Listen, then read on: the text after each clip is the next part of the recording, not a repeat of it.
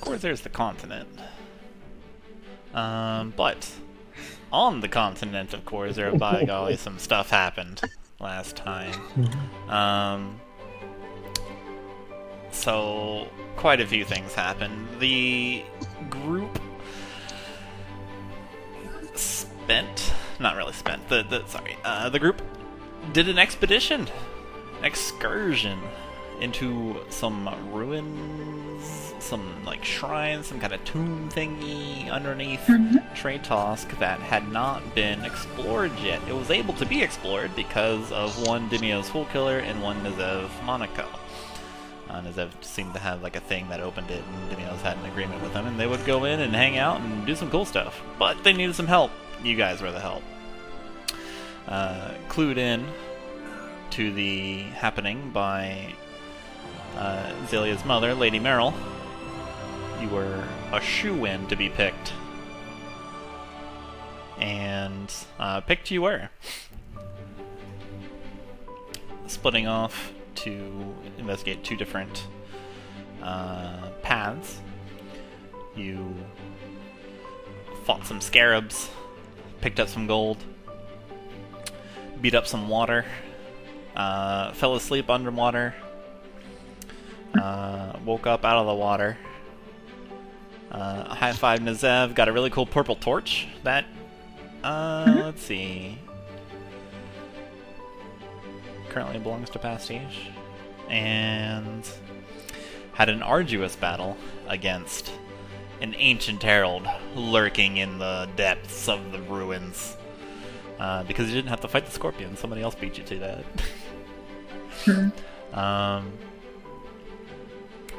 The herald definitely things seemed bleak, but then everyone working together in group initiative TM put an end to that trial, and you all emerged victorious, gaining the Emberblade and quite a bit of research and lore and lots of things. Making when you were congratulated by Nezev's voice, and you made your way out of that little ruined shrine thingy, where the huge relief of the Phoenix was, and hung out with Dimios for a little bit, gave him some cool stuff. He gave him a little trumpet that seems to get louder every time you play it. And we ended with the party hanging out in the Uncle's Bluff Tavern. And here we are in the Uncle's Bluff with the party kind of winding down and getting themselves together.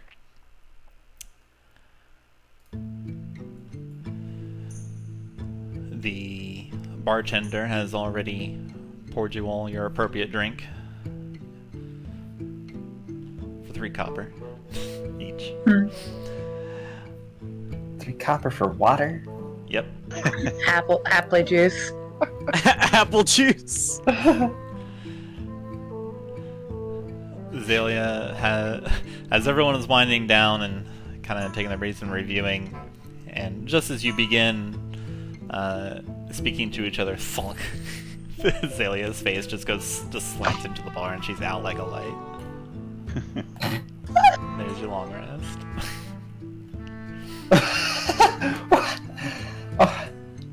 Apple juice. Very nice. You can see like just a little tiny amount of what appears to be apple juice in her cup.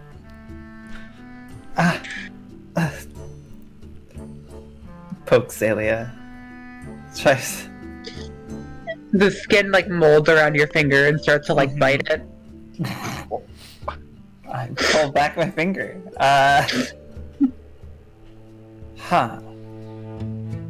Well, I guess she's out for the night.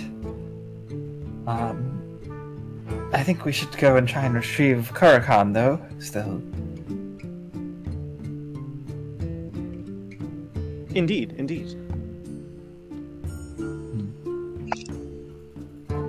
Zoaz takes a sip. Wait, why did Xalia long rest? She fell asleep. Happily out. juice. Out like a light. When Xalia chooses the long rest, she long rests. Okay.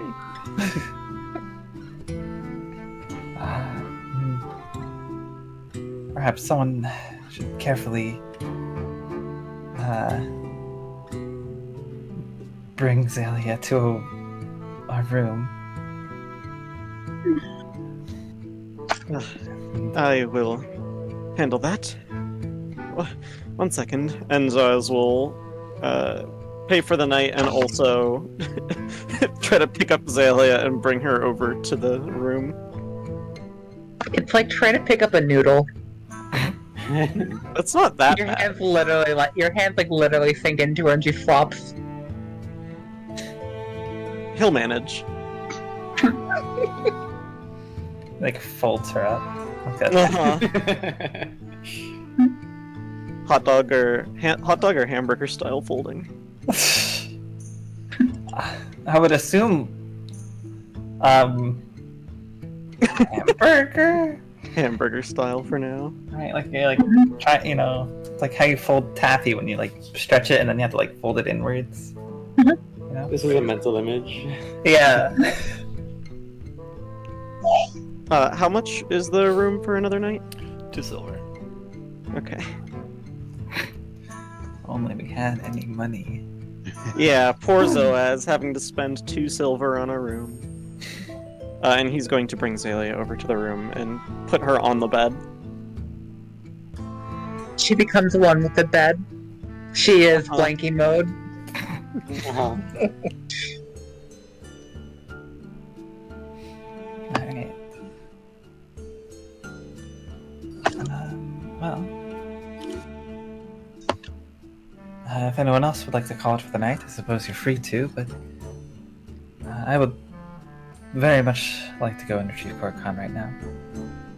I feel like the sooner we know he is safe and back with us, the better. It shouldn't Believe take too that long to find him and then return back here. Right. I believe that's priority, at least for before we decide to rest for the night.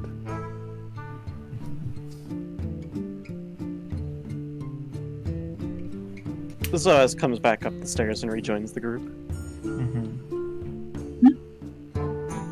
So, Korakon? I believe so, yes. And Zoaz will walk out the door and start heading towards the cat cafe.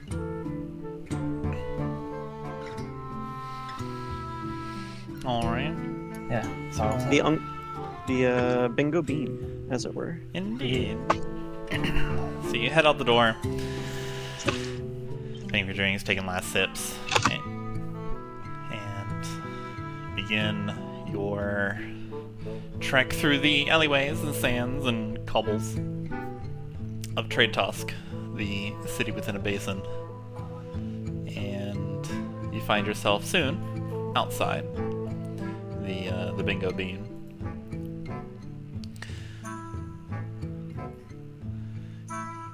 Well, again, you approach the door. It's got this little coffee mug with a little steam on the sign.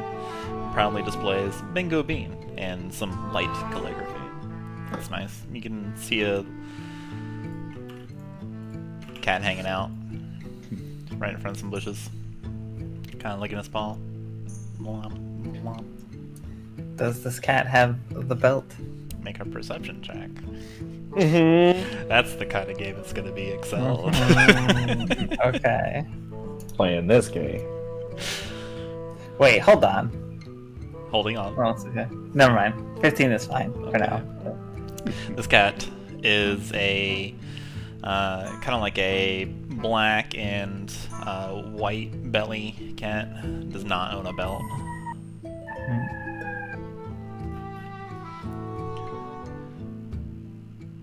You can hear some sirens in the background. Something is Sorry. definitely up where you can see some Ituusk guards. Hup, hup, hup, hup, hup. Apologies. Knock on or open door. Is it? It's open, right? It's open late. It's Right. yeah, you can, like, the lights are on. You can see some cats hanging out. Mhm. You can see some, like, you can see there's at least like one patron in here. Okay. Okay, open the door. You open the door? Alright. So you open the door, there's the fresh aroma of coffee and coffee grounds, and it's a nice, kind of heady scent that attacks your nostrils. This smell of coffee is permeating throughout the entire thing as the coffee percolates in the back.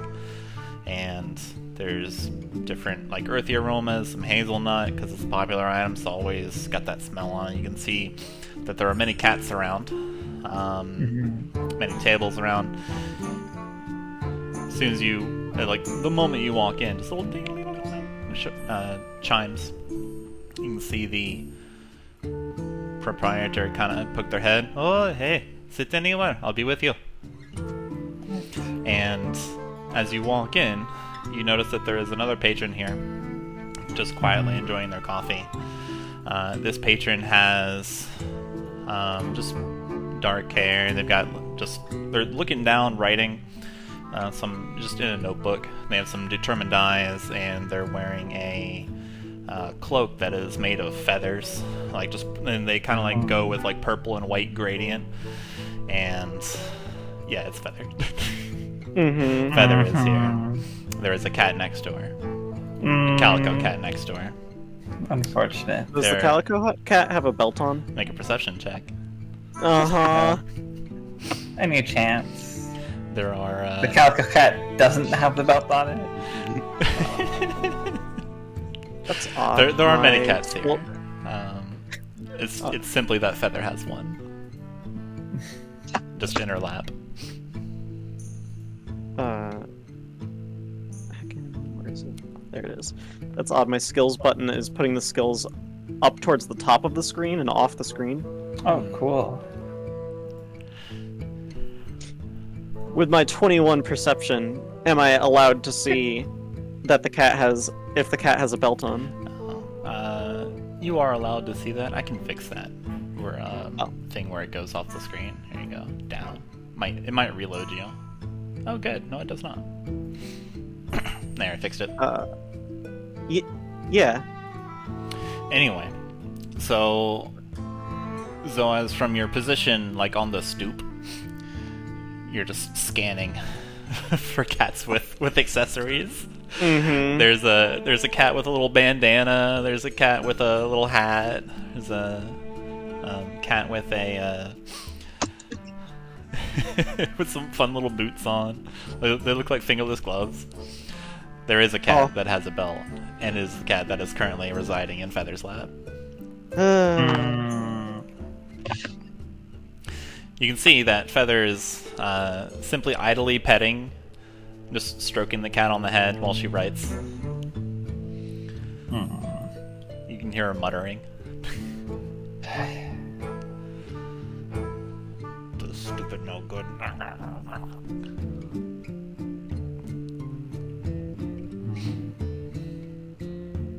That's the plan. Has she noticed us at all?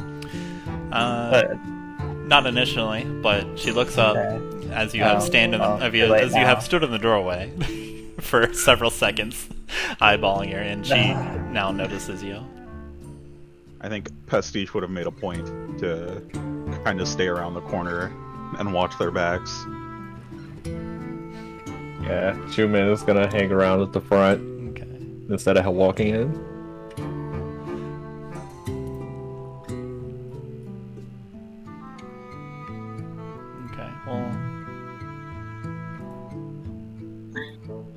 Should I reload real quick to see if that fixes it? Yeah, maybe. Okay. You can see Feather looking straight at you, dead in the eye, Makayla. It's this fierce, angular gaze. And she just pipes up, "Go away." What? I'm not allowed to enjoy a cat cafe. Seats taken. Stares at many other seats. Moves over, sits. Whatever. Does it look like the cat in her lap is like there of its own free will, or is it just is it just sitting there? Roll an insight check. This is a window, right? Can you see past? Yeah, it's a window. Okay, I mouth to Pastiche, warp. Unfortunately for you, Pastiche is not looking through the window. Pastiche, you are being accosted suddenly by a cat. Oh, Cat has rubbed up against your ankles and is staring at your feet. Pastiche does sort of a quick double take around the corner, just to see if anyone's approaching. Make a perception.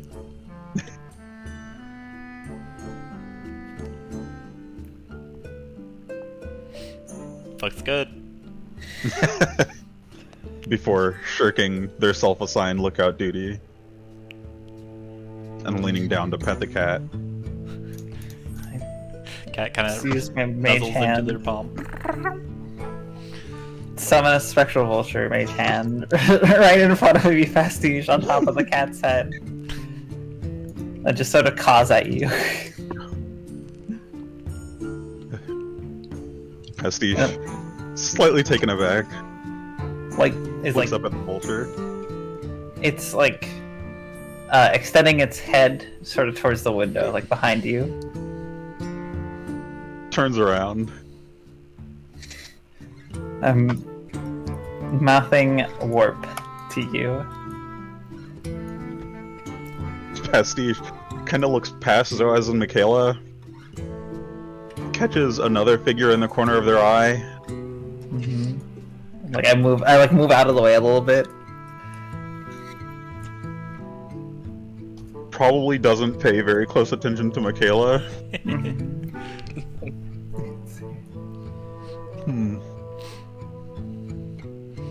Little scritch on top of the calico cat's head. Twig, you can see that this cat just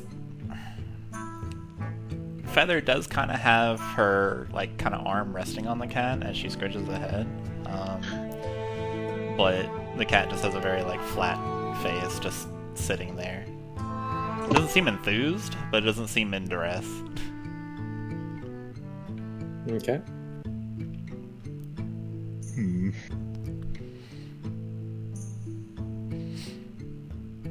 After a moment, Pastiche is going to duck around the corner, out of sight. You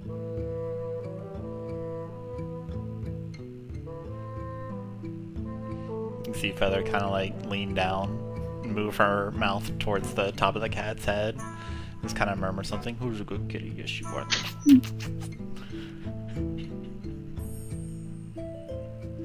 Not like those other losers over there. Alright, fine. I see Pastiche leave, not towards the door, and gonna cast Speak with Animals, and then like whisper into the ears of these cats, like, "Hey, could you attack that lady over there in the back? I'll give you some food." As you're casting this spell, Feather is like Feather takes like her crossbow, puts a bolt into it, and then puts it on the table. Okay. I'm doing homework. I'll kick your ass later. But if Great. you want to do it now, then you can run. I'm not allowed to simply speak with the cats next to me. I can't go to a cat cafe after a long day and simply speak with cats. Saying this, I'm not even looking at her. I'm like, my back is turned to her. Twig and Zoaz, you can see her kind of like hold up or look down at the cat. These are some really rude people, aren't they, kitty?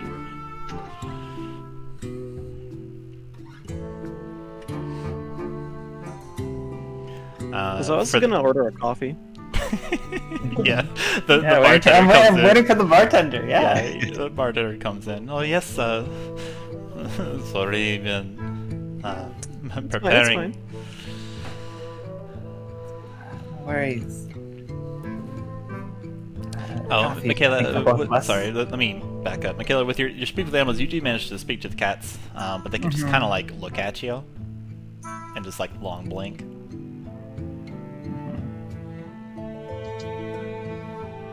Worth a shot. And swishing their tail.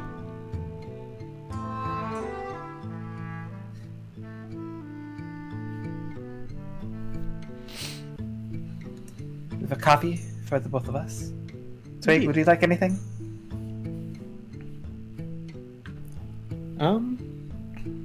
I'll just have some milk. All right. As everyone is ordering, Pastiche is peering around the corner, trying to get a good look at the bartender. Okay. He's a gnome, a gnomish fellow. Little two kind of super small lens glasses. Give me a perception check. Okay. I think at the same time, Chuman is just watching the surroundings. Okay. Anybody suspicious coming through? One for you too. Right. Pastiche, this little gnomish fellow. He's got like a mane of red hair, little tiny small lens glasses. He just seems busy, orderly, focused on running his business.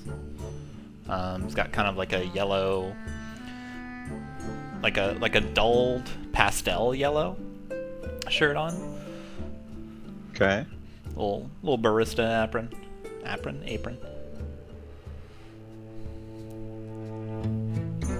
Clanks About here. how tall would you say this gnome is? This gnome is 3 feet and 4 inches.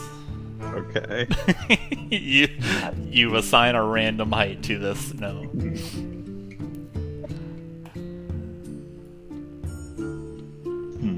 Chuman coast is clear. You see a cat cross your path. Chuman watches it just go by and just returns to observing the surroundings. The proprietor takes your order. Yes, right away. And milk for you, sir. Excellent. Yes. Coming right up. Oh, miss, I will be right back with your order as well. It is finished just now. Just nods. Thank you.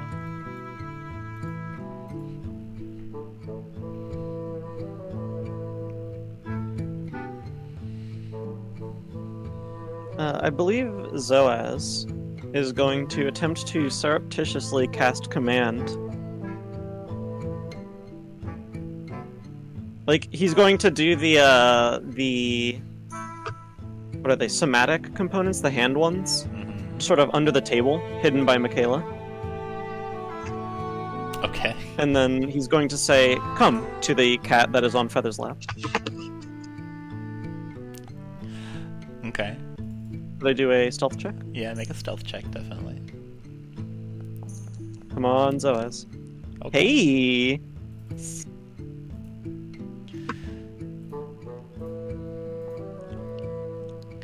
Alright. Oh my god! Go ahead and cast command.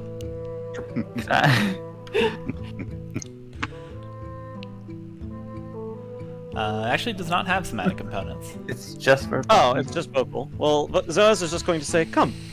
Yeah, it's always obvious someone is casting a spell, though. Yeah. Unless you have subtle spell. Let's see here. To a creature you can see, target must succeed on a wisdom save. Okay. What's your spell DC? 14? Yes.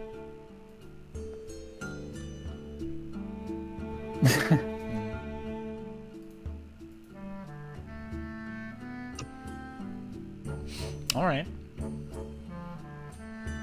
this happens. Cat moves to, like, leaps up on the table. Mm-hmm.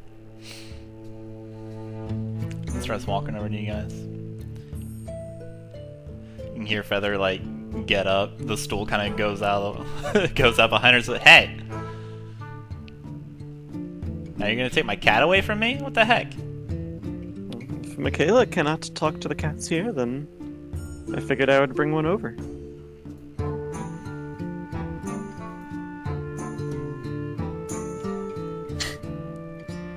You're really. You said you were doing. You said you were doing your homework anyway. I mean, you should get any distractions out of the way. You're really asking for it, aren't you? You want to fight. I assure you, I do not want to fight. Yeah, 'cause you know you'll lose. Sits back down. Zoaz rolls his eyes. Here is your coffee, madam. Pleasure. She looks at you, just a piercing gaze. Sips her coffee.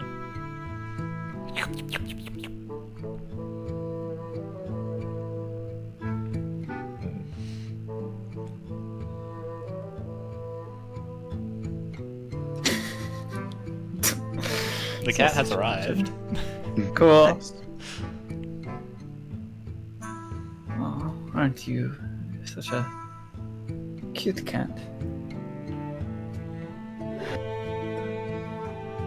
So cute, I bet the cats don't even fear you. Or the rats don't even fear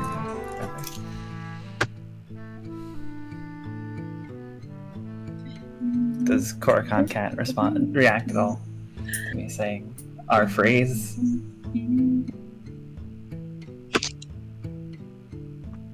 What Hello, did can you you say hear me? again? I didn't hear you. The Can you rats hear me at all? can't hear you. Yes, we can hear you. Okay. Effectively, yeah, I said the code phrase that we established.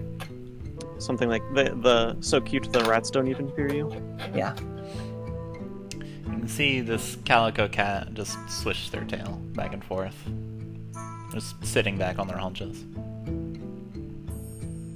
As in they weren't doing that before and then they started doing that, or... They started swishing their tail. Okay. He's saying this thing to them. Okay, cool. Kayla kinda does a nod. Flick, flick.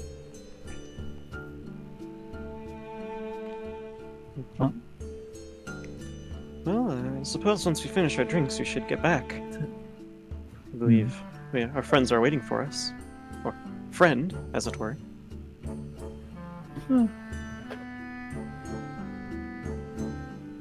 Might be more than one.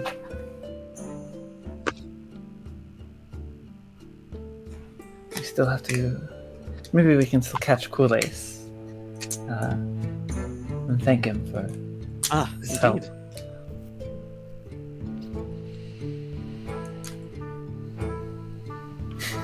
I hope I can get their autograph.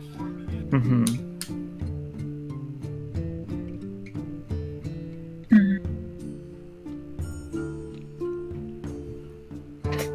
I'd imagine Makayla would just make a named small chat. Yeah, Zoaz would play along. Sure. So we at least got our drinks. And arrive they do. Here we are, one coffee for you, madam, and one milk for you, good sir. Thank you very much. Zoaz takes a sip. It's nice. Strong smell, strong taste. It's kind of like bitter at first, and then it washes over your taste buds to give you like this full body kind of what you call it? Taste. I lost it. Lost the word. It's a sensation. Yeah, sensation. I do love a good hot coffee on a cold desert night. Does these bones well.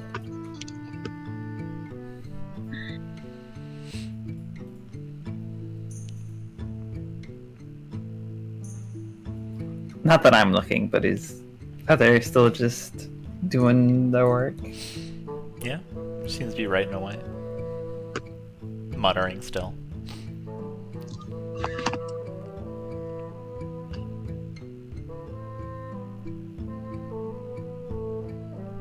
Stupid losers.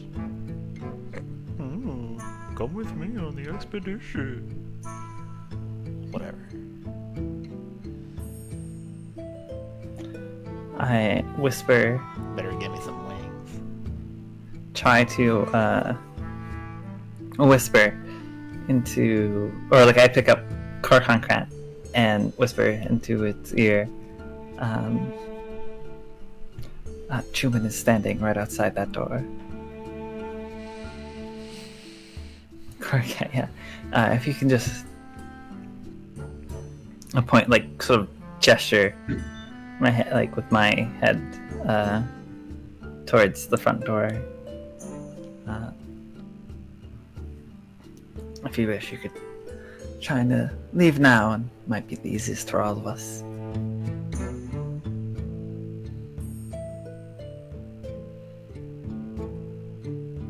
Does it respond at all? Yeah, sure.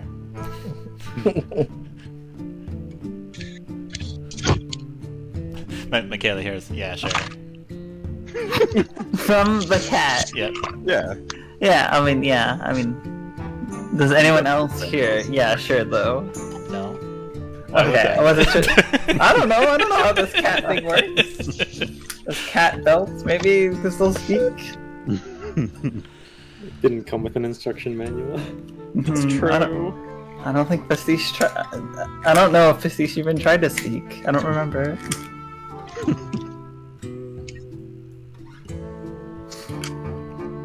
Okay. I nod and I like let him off my lap. Okay. Blump.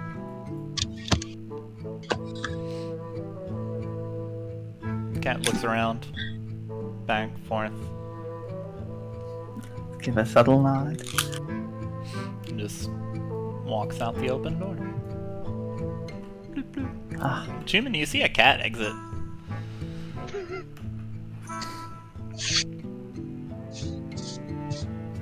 Looks around. It checks left, checks right.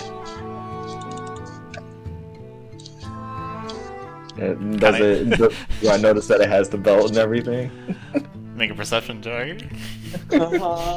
I move my spectral vulture on top of the cat. A mage hand. Cat kind of like cleans his face with a paw. Sees the spectral vulture, just swats at it.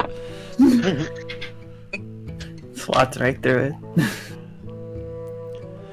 This cat has a belt. This cat owns a belt to hold up its pants. Okay.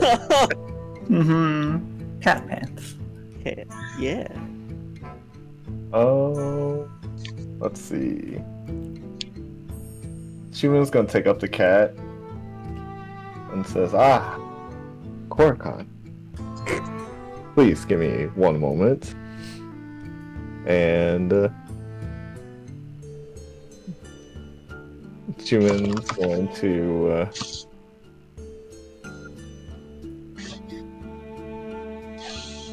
change to look like one of the people that was at the bartender, or The Uncle's Bluff, was it? yeah, the Uncle Bluff. I don't know why I was thinking a different name for it. Okay. What do you look like? It's gonna look like one of the guards that was actually there from back when they were drunk. Okay. And then he's gonna pick up Korakon and start making his way back over to Pastiche. Slightly giving like glimpse inside as he passes through windows. And keeping the cat low. Out of sight. Well, Pastiche, fastidious on their lookout duty, is going to notice this guard and take a closer look at them.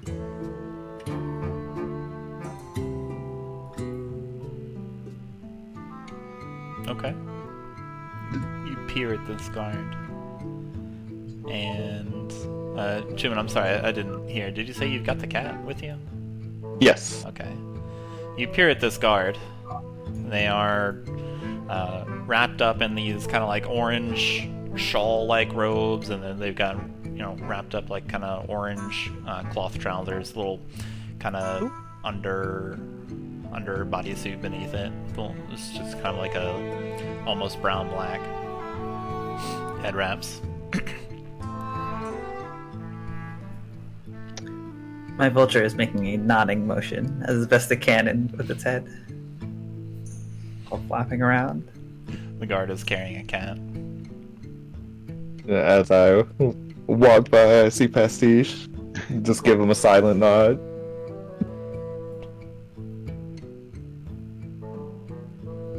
Do I notice the cat's belt? Let's see. What was the last perception check you made? A 14? Yeah, this cat has an accessory around his waist. Pastiche looks down at the cat, and back up at the guard. Ah, you found him. You found my cat. Where was he? And hold out their hands. Excuse me, Pastiche. It's me. Oh, of course.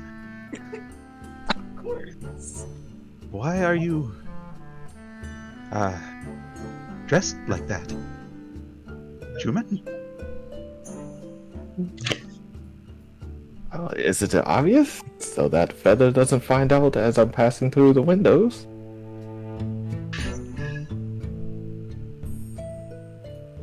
Pastiche scratches their chin, looks through the window.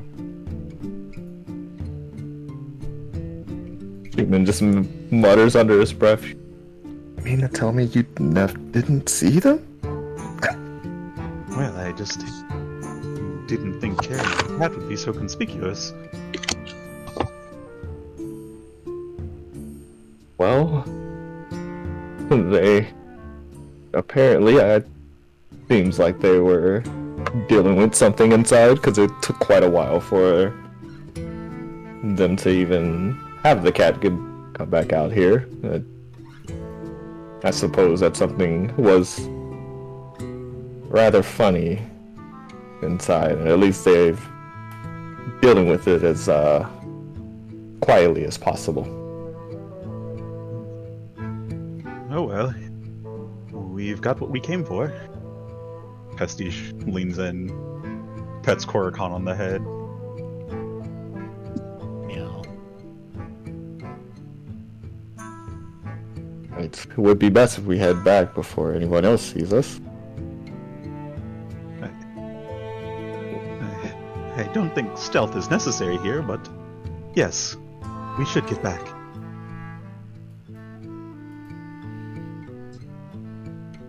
Chuman looks around before, as he says that.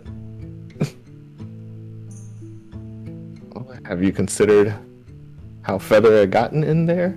And also knew that Korakon was here? Oh, you're assuming quite a lot. The cafe is open to all. She was holding this specific cat, Pastiche. Well, so are you.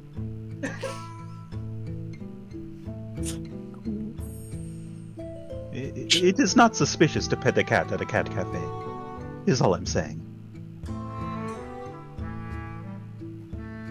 Chuman gives a long sigh.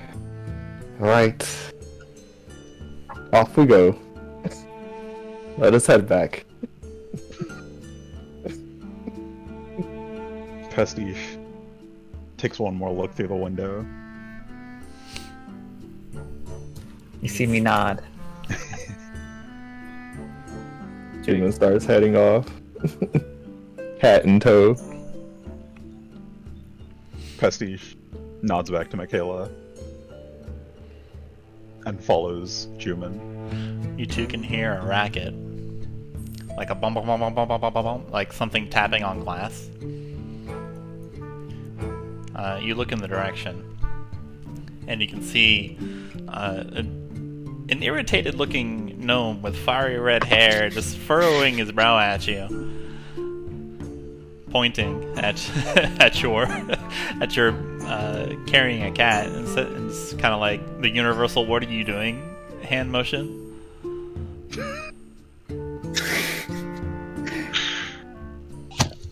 I rolled to see if I heard that. The tapping. You absolutely heard it. It's loud. Yeah, that's some pretty loud tapping. You ever hit? Have you ever hit a glass window with a coffee mug before? Sir, would you like me to go outside and talk to them about it? I'm a shepherd. It's sort of in the job description to solve problems like this.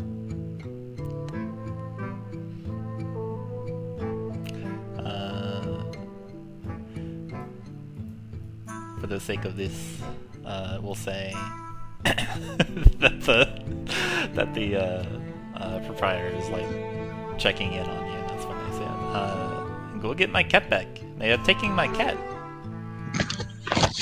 Of course. You are not allowed to take cats away from here. Zoaz nods.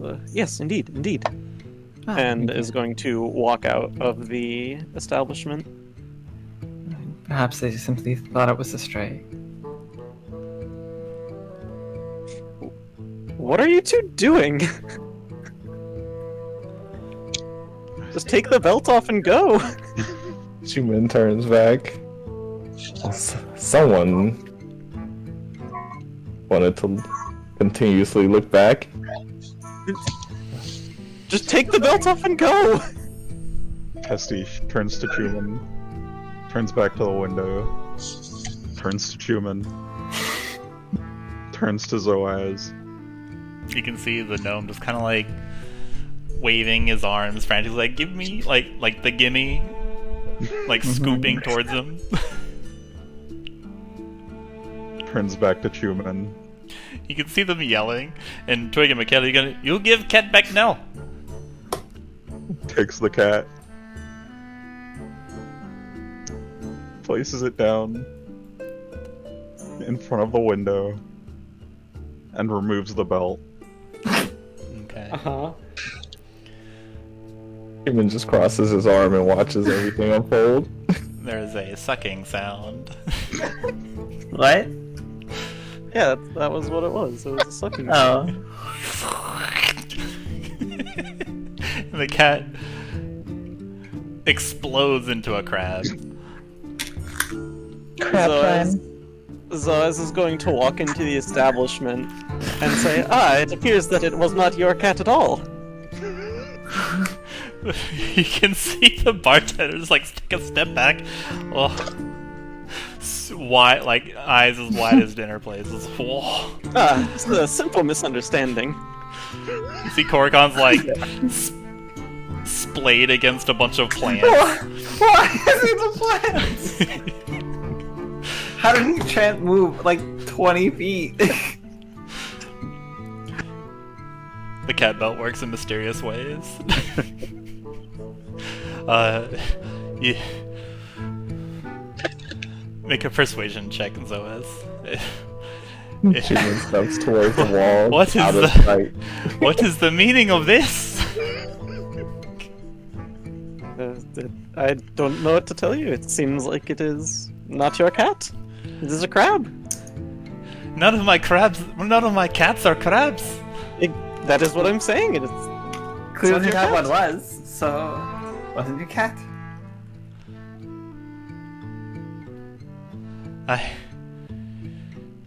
You can see this bewildered gnome look at the rest of his cats.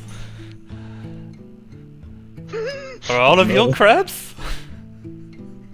Makayla, you can speak with animals, right? Are they crabs? Any of you crabs? You can see the gnome just kind of like hyperventilating by now.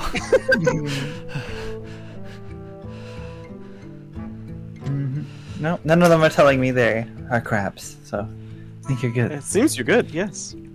Cats in the back room. We are going to have a long talk.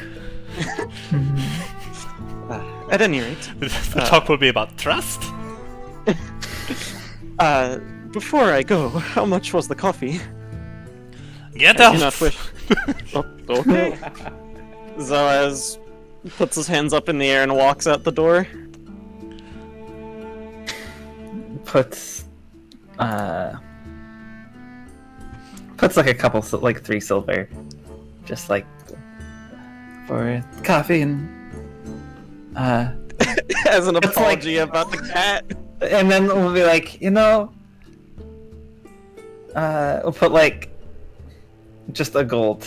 They're like, you can get another cat, and just leaves. The gnome has his hands in his face, has his hands in his face. Face in his hands. Zoaz is going to look at the group and say, "Okay, we need to go." I don't can't believe even the party interact got with them. banned I from a just keep cat walking. cafe. Zoaz is going I to help don't act like I'm Korakon. associated with that group at all, so I'm just walking. Zoaz is going to help Korakon up out of the planter. Oh, Zoaz. I am whole again. Indeed. And now it is time to go sleep for the night. Where have you been? I've been sleeping 16 hours. What do you mean? It has been a long day, my friend, but I shall fill you in once we're back at the Uncle's Bluff. Alright, I'm all ears. That was exciting. You wouldn't believe the people that go and visit a cat cafe. Sounds like you have some Korakon? stories. I told you it would be a good time. Perhaps, Pastiche, perhaps. Twig, as you're leaving, you're the last one to leave. You can hear from behind, like from the far end, you can hear just kind of like a little chuckle, and just like, hell yeah.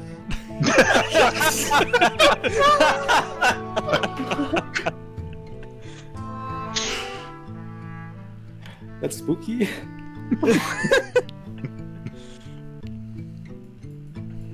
Zoaz is going to begin walking towards the Uncle's Bluff. The Aldani merchant, holding the cat belt, kind of looks around as you guys are walking back. Who do I give this back to?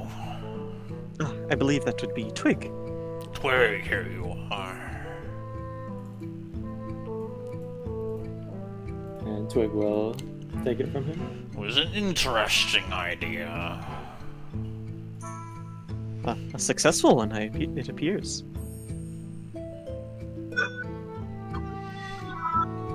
Okay. You're all heading back to the Uncle's Bluff Yes. with, various noises and of train toss going around, and just people still milling around.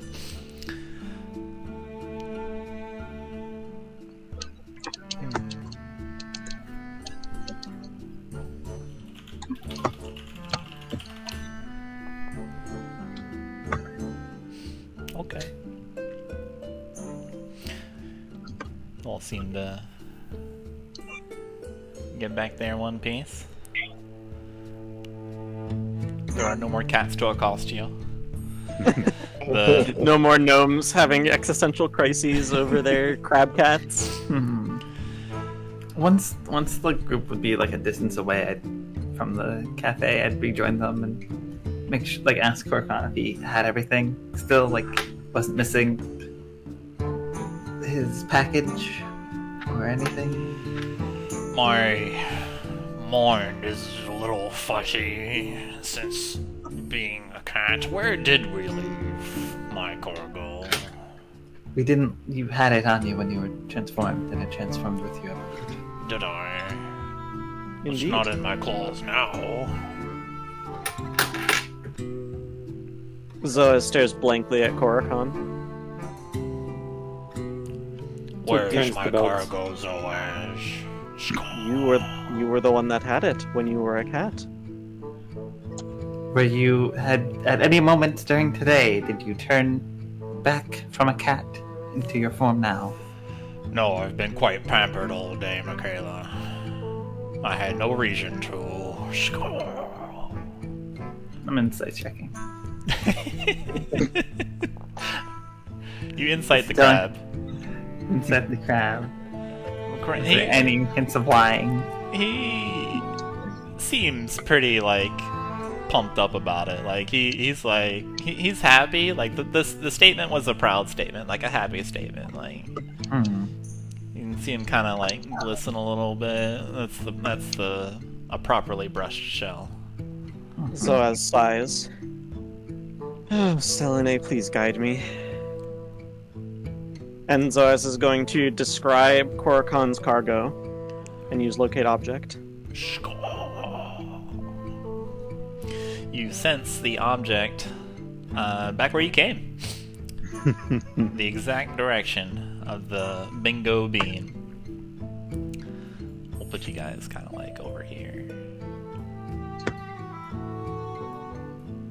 Zoaz is going to look into the window and he's going to walk back, I should say.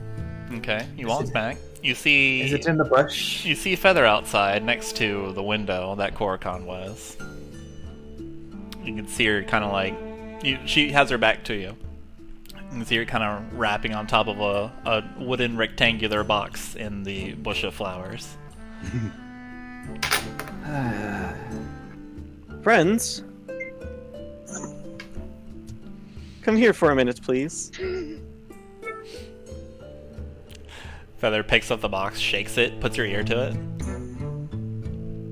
You know, stealing is not good for your grade normally. Whatever. Your grade? Well, yeah. Getting a good grade and not stealing? Not Yeah. Hey, you're the one who grades people. I'm sure you could, like... Yeah. It's my fucking job. I don't grade. I grade their work, not them as people. If they stole the answers to the test. Mm-hmm. Yeah, I think Shaking. like, Yeah. for this purposes, you guys are like all the way back here, Yeah. Okay. like coming from south. Probably like this, and then Zoaz is probably like this. Uh-huh. All right, so Zoaz, you come up and you say this thing to her. Yeah. All right, Pastiche. Yeah. Roll me a d20 at 7. Hmm. 30-20. Okay. You can see. Uh-huh. Let's see here. Boop. Did you get a 20? Update combatant.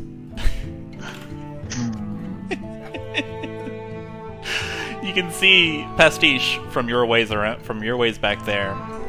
You can see Feather's right hand as Zoaz begins speaking dip behind her cloak. And grab something, and she is in the process of bringing it back out.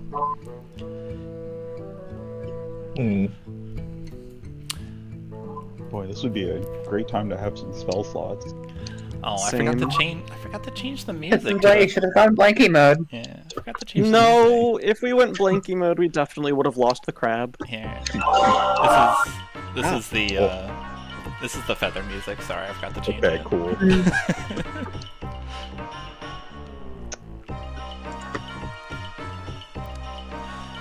Feather says, "Oh yeah." What'd you like to do, Pastiche? Quick decision. Pastiche is going to dash up next to Zoaz. Look towards Feather. And shout, "Wait! We can handle this, amicably. There's no need to fight." Make the persuasion check of your life.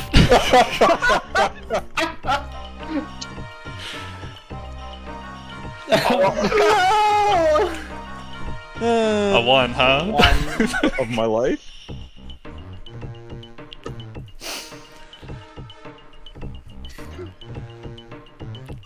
Alright. We'll say that's your action.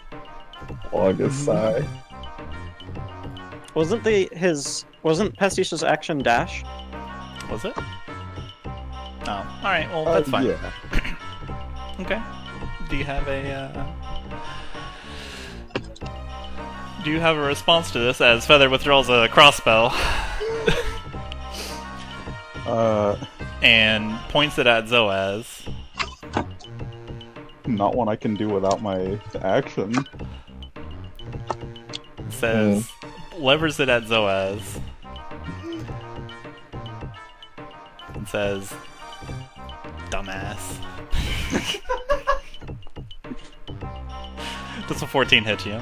It does not. Alright. Zoaz, as the bolt shoots towards Zoaz, Zoaz takes the shield on his arm and just parries it out of the way. Okay. The as the bolt kind of like knocks into it, you can hear just like an ominous little whisper. Neither of you know Elven, so you can hear like you can hear the crossbow make a whisper, but you're not sure what it says. Oh, you can hear Feather just kind of like she takes the box in her other arm, in her left arm, and her crossbow in her right. She takes a couple steps back toward the middle of the road, looking at her. I think I have something very valuable if you're coming back for it. As she slams another, like she kind of like brushes the crossbow against her thigh, and you hear another as it loads, and you hear the whisper again. Looks like I forgot the proper words to prime my crossbow. So you have 3 seconds before I shoot you, and I laugh about it. The rest of you can enter initiative. Snark, me. Snark, me. Yo, Twig Gaming! Okay. Which brings us back around to Pastiche.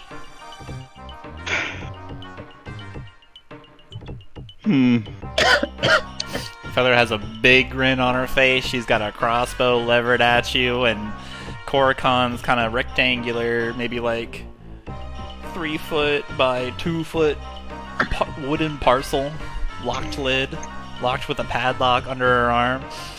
Her little purple and white cloak is flowing in the non-existent breeze, just with her normal motion. You can see Feather's hips have just kind of lowered. She looks prepared for something.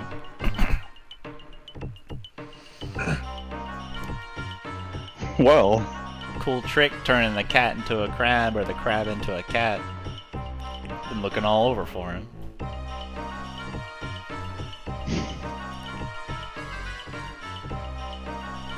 Pastiche is going to close the distance. And attempt to grab Feather. Okay. Mm-hmm. Go ahead, athletics.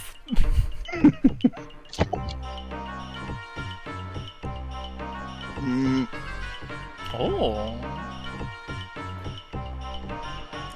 Do we have the benefit of being 7th level? Or do we have to wait for that for it to be like a long rest before we technically are considered what? The benefit of what? The better, like, we're 7th level now, right? We have the benefits of being 7th level? You have the benefits of being 7th level, but you do not restore any resources. Okay, so I was 0 out of 2 spell slots at 2nd level, so I'm still 0 out of 3. I'm not 1 out of 3? No. Okay. Pastiche, regale me with the tale of how you managed to get a hold of Feather. Well, while she's holding her crossbow, she doesn't exactly have, free reign with her own arms. So Pastiche manages to slink around, get an arm under one of hers, and put her in a bit of a, full Nelson hold. Okay. You managed to grab Feather. She doesn't struggle, strangely. Oh boy. You don't have to do this, you know. You can feel her cheek brush yours, Pastiche. And this sultry voice comes into your ears and says, "Let me go, or I'll scream." I think you're in the losing situation in this picture, aren't you? No.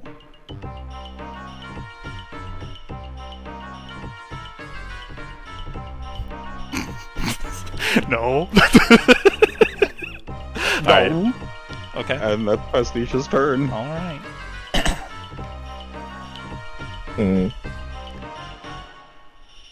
Pastiche. You hear in your ears just a quiet whisper as Feather talks to not you, but somebody else, and it says, "Get his ass."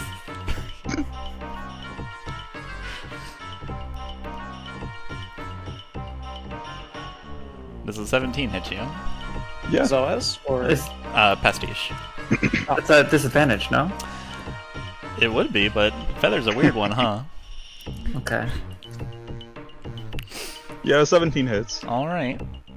Go ahead and give me a Constitution saving throw. And These are easy. We got this. rolls normal and grapple mode. Okay. Let's see here.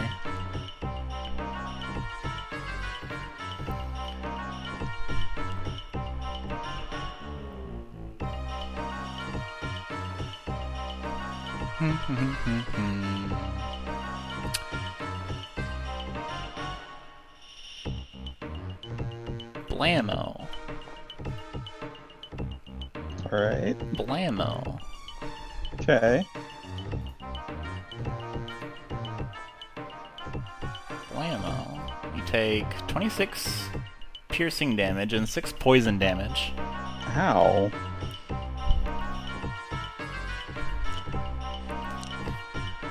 And you hear like a click and like a rolling mechanism.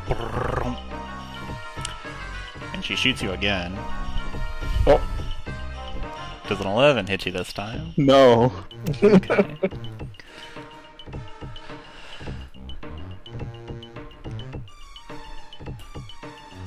And then... huh? The rest of the party hears a bit of a shriek from Pastiche.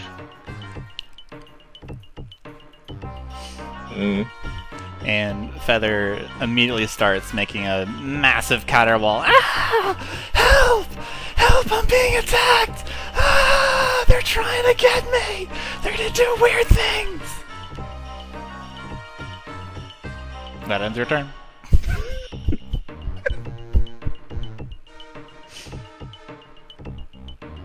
You can see the gnome in the window now. Can't believe you gave Kuno a gun. There we go. Alright. I dashed up and used Magic Stone to activate it. That's my turn.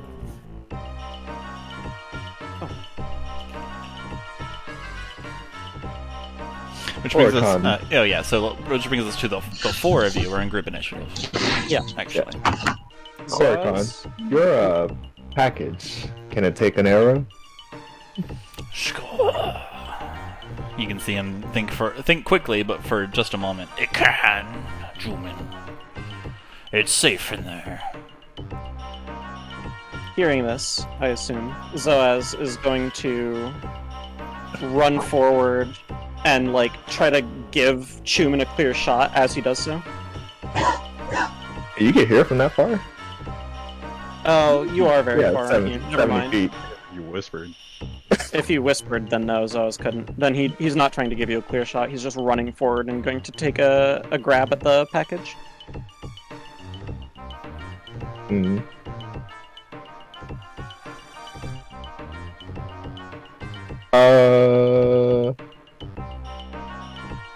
technical question. Would I be able to get the arrow before Zoaz gets there? Do you say that's what's happening? If you say that's what's happening, then sure. Is That's what what I I take on it. Yeah. Okay, then But, like, as I Zoaz just wanted to ask the question, considering that, like, I asked Korakon, because I don't know how much time that took. And I'm not gonna, instead of Magic Stone, I'm actually just gonna Hunter's Mark Feather. Okay. Okay, just there you go. That's my bonus action. Oh well. Okay, Yeah, so the I'm current gonna- order is Chuman is taking a shot at the package. Yes. Okay. This will be hard. Go ahead. Got this. 19. The shot, your like Pastiche is on Feather, just holding her still, and she's struggling, going everywhere. Her arms wild. Unfortunately, a 19 misses, and the arrow goes wide. Zoaz is going to make a grab at the package. Okay. Roll athletics. I've been waiting for this. Would it be at advantage because she's being held by Pastiche? No, it would not. Wait, 19 missed? Jesus. Okay. Feather, like in her situation, sees you trying to grab towards her as well, and she just twists in a manner that Pastiche still manages to keep a hold of her, but she escapes you, Zoaz. They're ganging up on me! Help! Help, help, I'm being repressed! Korakon, I would believe it would be smart for you to hide along a corner or something. Okay.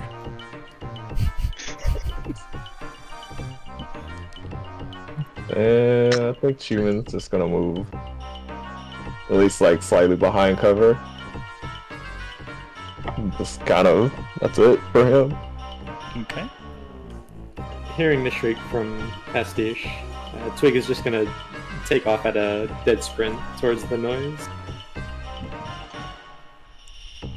So this will be like action and bonus action for sprinting. Okay.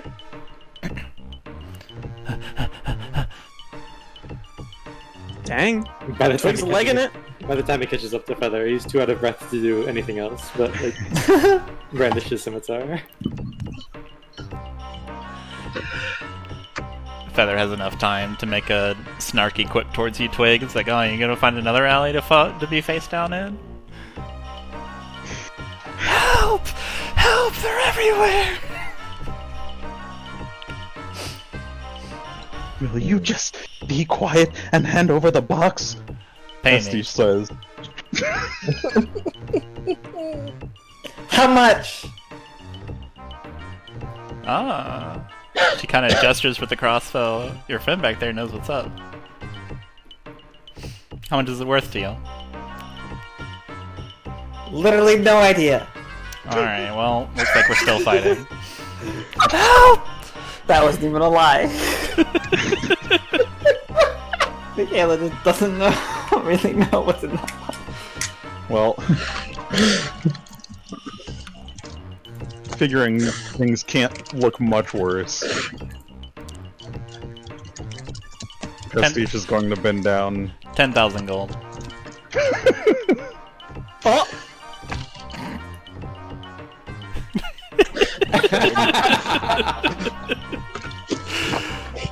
18 Makayla hits. does Oh my Makayla does god. mental math in her head.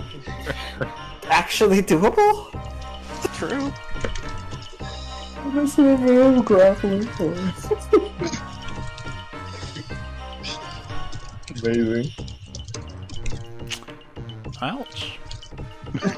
Ah! She screams in genuine pain.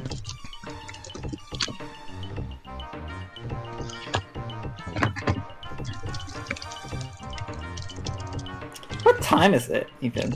Wait. Yeah. Okay. What else you got, Pastiche? You want to move? Stay there, or what? You know what? Let's drag her towards the rest of the party. Okay. While biting into her shoulder. Shit, you. Alright, that's it. This is gonna end well, I'm sure. This will end well. As You got Feather, this. at the end of your turn, Pastiche, Feather's gonna use a legendary action Oh boy. and kind of like attempt to swivel around you and grab you instead. Oh my goodness. Okay. 17.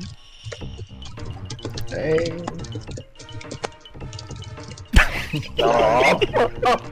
As you sink your teeth into Feather and start dragging her away to like a more central position of the party, she seems to have the wherewithal to manage to kind of slither around you and get behind you. And you're now grappling each other, by the way, but and she twirls the crossbow, and you can feel the business end go to the back of your neck. And she looks around. Let me go. 10,000 gold, I'll give it to you, or just let me go and that'll be fun too. And she's still holding the package while grappling Pastiche? She's pretty good. Hey! You have to have a free hand to grapple someone. She drops the package. Okay, with the crossbow. Well, you can one-hand a crossbow, but she drops the package. It's she drops it on the ground and one of her feet are on top of it, holding it down. Okay.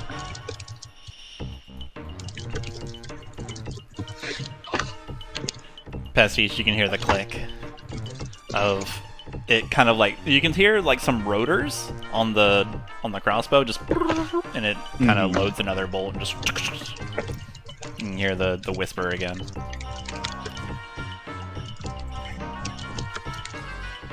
It will be pretty difficult to miss, right? I mean, I don't miss in the first place, but You might not miss, but will you finish the job? she leans forward and she leans forward and whispers into your.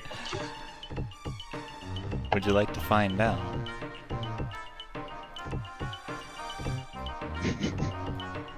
Pastiche can't sweat, but they're sweating.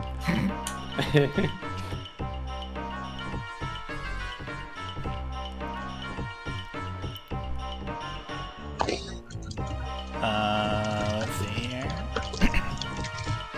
She shoots you.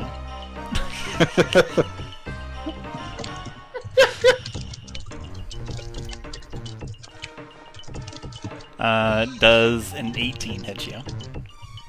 Yeah.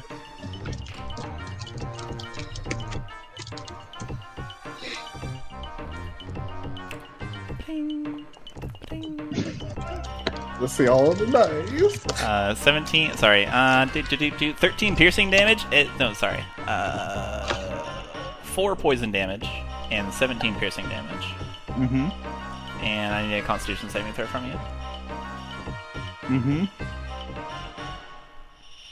I mean, I guess I can roll that. Okay. Well done. Let's go. Pastiche releases their grip on Feather.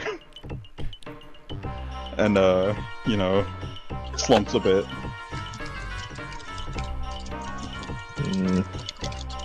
You maybe can't immediately tell what's happened, considering Feather is also holding Pastiche, but,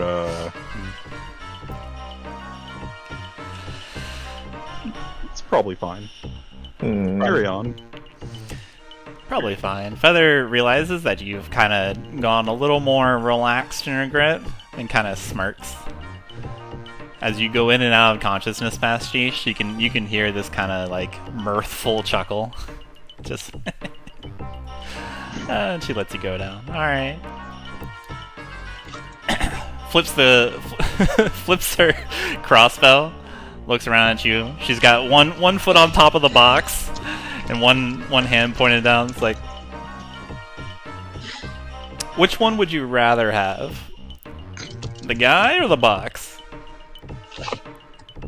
And looks to the rest. It is the four of you turn.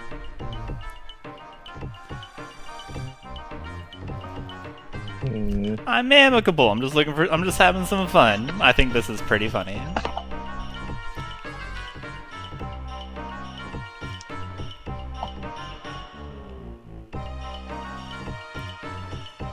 Oh, by the way, does she see me? Because I'm partially trying to hide. I'm not sure if I can hide from this. You're not sure.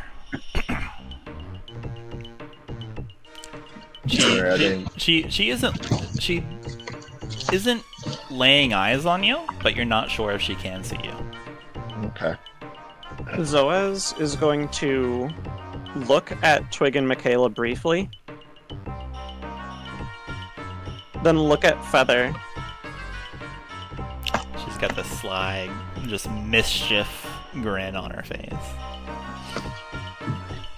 Grovel.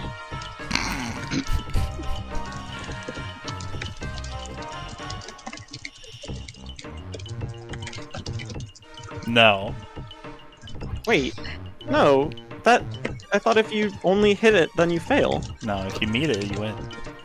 But that's not how it's worked before, I thought. No? Am I going crazy? You may be. Yeah, you are. Okay.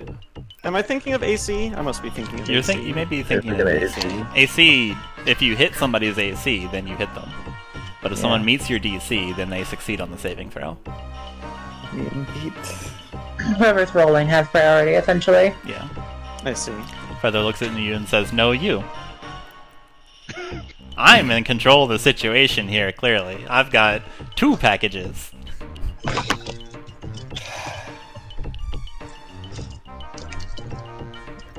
$10,000 gold. Throws bag down.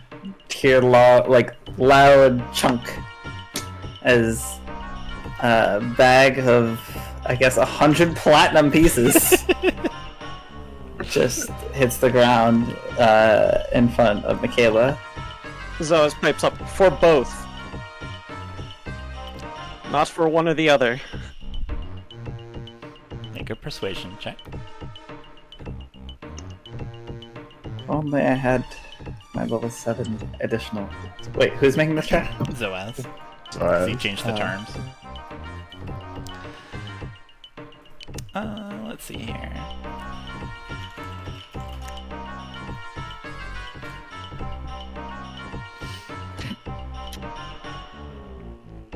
Feather looks at you.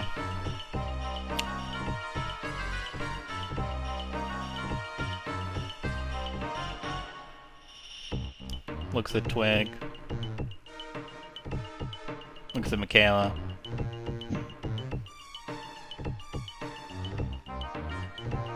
And then looks at Zoaz.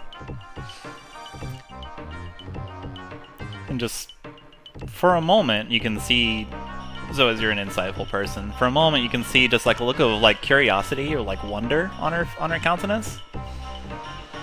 And she just says, "Why?"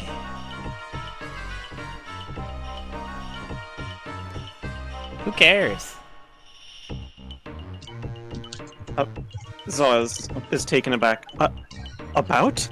What do you mean, who cares?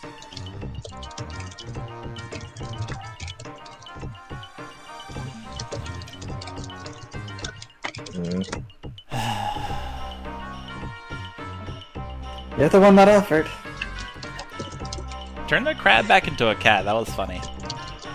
And then, sure, whatever. You can have your stupid box and your corpse.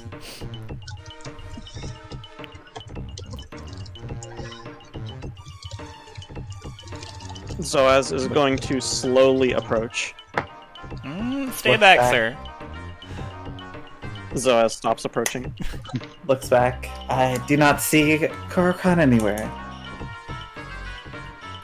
Me? That one might have the most sense out of all of you. And if you look at that, the person that can teleport people is unconscious. So I don't think we can get him right now. Pastiche, give me a death save. As we slide back around to your turn. Oh wait, Chuman. You have yet to go. What would you like to do, Chuman, if anything? And Twig, I guess. Well, I guess it was just Makayla and Zoaz. Yeah, only Makayla and Zoaz. Zoaz and Twig. Sorry, Chuman and Twig. Did I technically do an action? All this talking, perhaps. Throwing the gold, or throwing the platinum. Okay.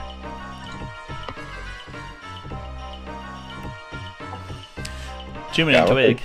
I don't think Chuman's gonna do anything Okay. for this turn. He's just kind of like listening and then trying to reassess the situation. Just to double check, I wouldn't have level 2 spell slots at this point, right? Not Because yet. we didn't long rest. Okay. Twig's just gonna take like a small step towards Feather, and his eyes are like darting between the package and Pastiche, and he'll just say, "Take the gold, and leave us."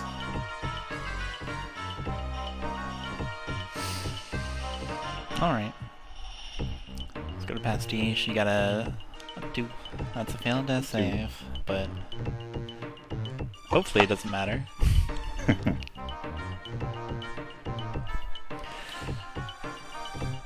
Feather reaches down, takes her crossbow bolts out of Pastiche.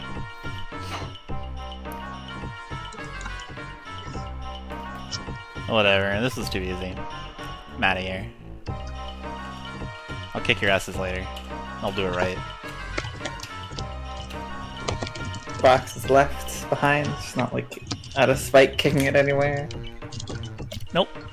She Okay. does not spitefully kick the box. She actually leaves the gold, too.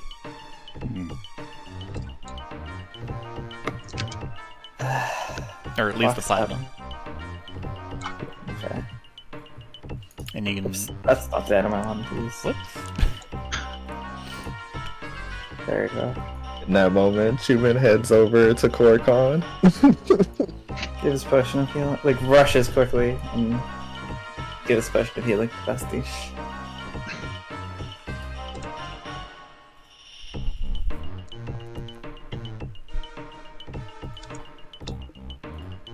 Checks to see if he's around the corner, if there's anybody else around him. Okay, make a perception check.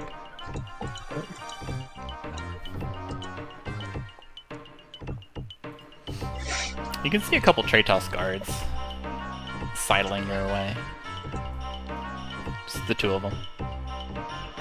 Korakon is there or no? They're coming from the direction Korakon is. They're over here. Okay. They're just up, kind of jogging. Meanwhile, Pastiche sputters back to consciousness.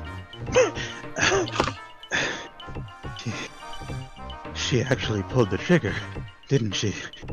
Indeed. Mm-hmm. But she just left. And you are all alright? Indeed. Yep. The box is right there too. Didn't even take any money. Just walked away.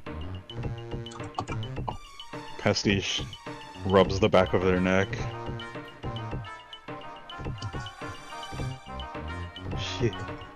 She must really have it out for me.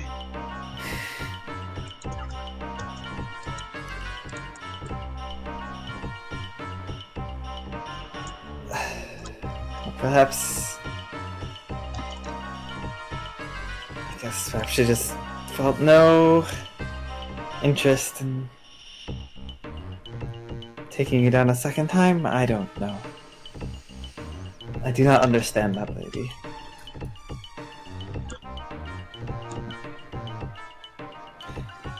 Best not to overthink it. You're alive, box is here. Stay is done. Yes, I suppose I will simply consider it an honor to have drawn her ire. Is Korakon still with us? Looks back down the street. You just sort of see Chuman kind of walking further away. Hey, what's going on here? We heard lots of shouting and some commotion, some help cries were heard. What's going on here?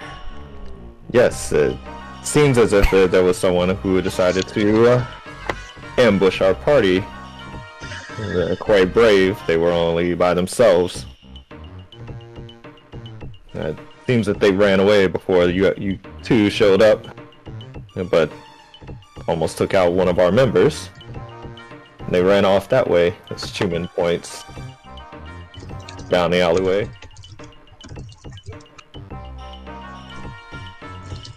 Okay. Make a persuasion check.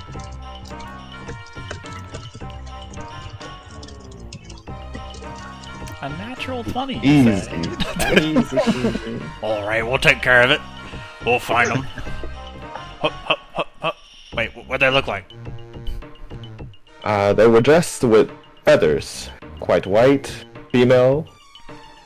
It's hard to miss, considering the attire is vastly different from most. Attacking people is illegal in Ituusk. We'll see to it that they're put away. Hup, hup, hup, hup, hup, hup, hup, hup, hup, hup, hup, hup, hup, hup, hup, hup. Good night, everyone. Hup, hup, hup, hup, hup, hup. Well, that went easier than I expected. That's Pastiche, I am sorry. When she asked which one I wanted between you and the box, I should have prioritized you, and instead I got greedy and tried to keep both. Don't worry about it, Zoaz. I would have done the same. Zoaz lets out a dry chuckle and says, well, I suppose that's a good thing. this damned box better be worth it. For all this trouble. Korakon, it looks like the coast is clear, so we should head back with the rest of the group. Seems I that see way. Korakon. I give everyone a thumbs up. Back the way. Zoaz is going to help Pastiche up off the ground. Can you walk, friend? Pastiche sighs, rolls their shoulders. I should be able to, yes. Let's get a good night's rest.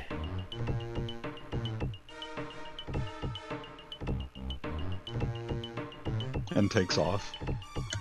Korakon collects the parcel. And you all head back to the Uncle's Bluff. This time, with your cargo, and with your Korakon, and with your lives intact. You walk past. As you're walking, there's the cool air of Ituusk. Even though you're in a desert, nighttime it cools off. It's very, it is chilly, in fact. And as you're moving through the brisk evening and heading back to the Uncle's Bluff, nothing happens. You make it, and you enter in. You're free to do what you like. I assume Xalia is snoring. Yeah. No, actually, she's just flat. Oh. Okay. Zoaz is going to lay out his slightly torn up bedroll on the floor of the inn room. Put down his pack and his gear and conk the fuck out.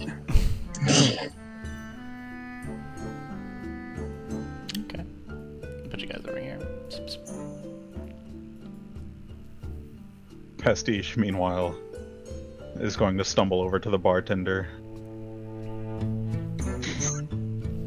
Rest their arm on the bar. Hello. Greetings. Your strongest stuff, please. Coming right there. You look a little. You look a little out of sorts. I know just the thing. Yes. Just help me out here.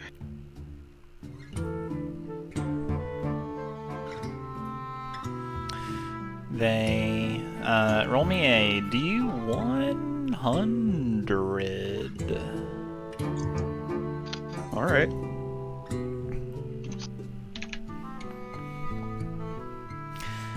Okay, and I will roll a 102-sided die. Okay.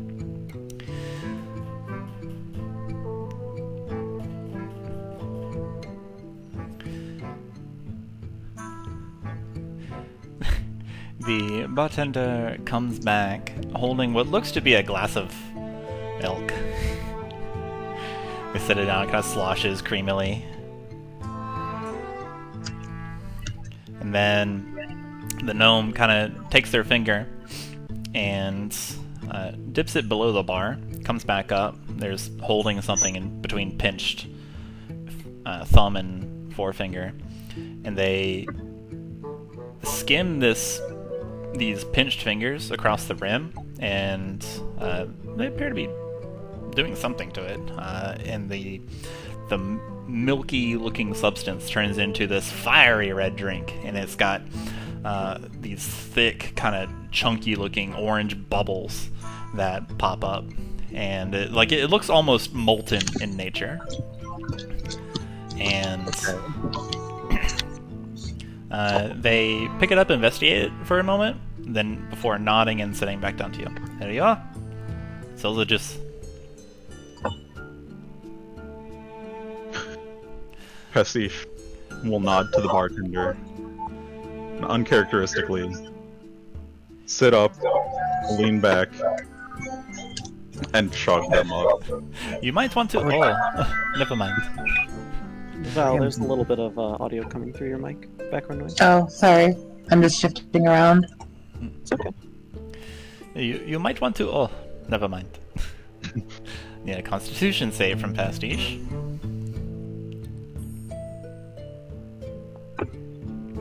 Stout. It is like this drink. It's thick. Like it's a chunky drink, but it is also extremely, like, it's got a lot of spice. It's almost unbearable to consume, and it kind of like burns your throat as you consume it. It's like you're drinking magma, but okay. That's just on the first taste. It shifts into something of more like a whiskey, more like a stout, and the thickness goes away and it becomes more simple to drink. For you, it's rather nice. It tastes like spicy candy at the end. Like super red spicy peppermint. And you can feel it welling up in your belly and just biting at your throat. But you keep it down, and you're feeling rather refreshed. You have a +10 bonus to your Constitution for the next 10 hours. Sorry, 24 hours. Oh, okay. And you are temporarily immune to fire damage. Alright. Dang, Expressionless. Pastiche is going to slam the mug back down on the table. Slide the bartender 5 gold. and head downstairs. You belch like a little mini fireball. Like bleh, and then just little flames go.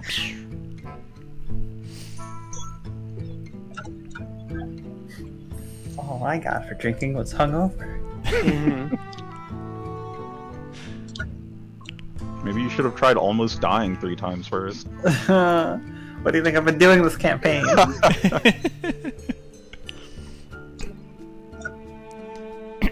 I'm not very good at dying. You don't look good. Alright. Pastiche re-enters the room.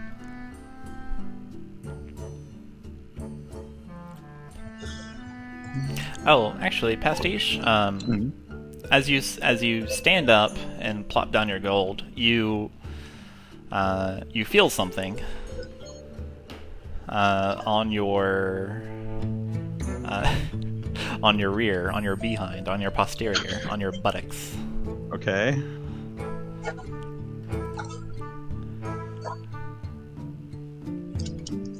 Check it out. Somehow, there's a piece of paper stuck to you, stuck to your skin.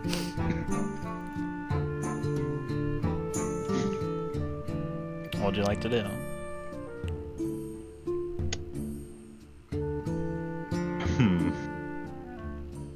It appears to be a note. You better say loser.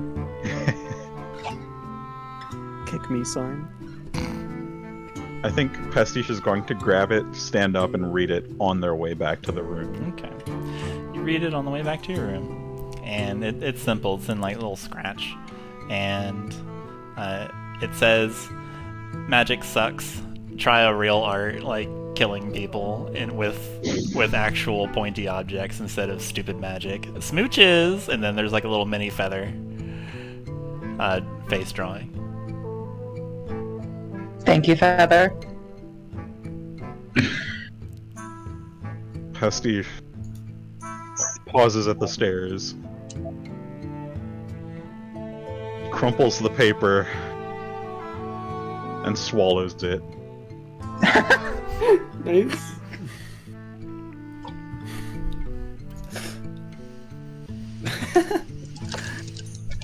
Gets called cringe, swallows paper.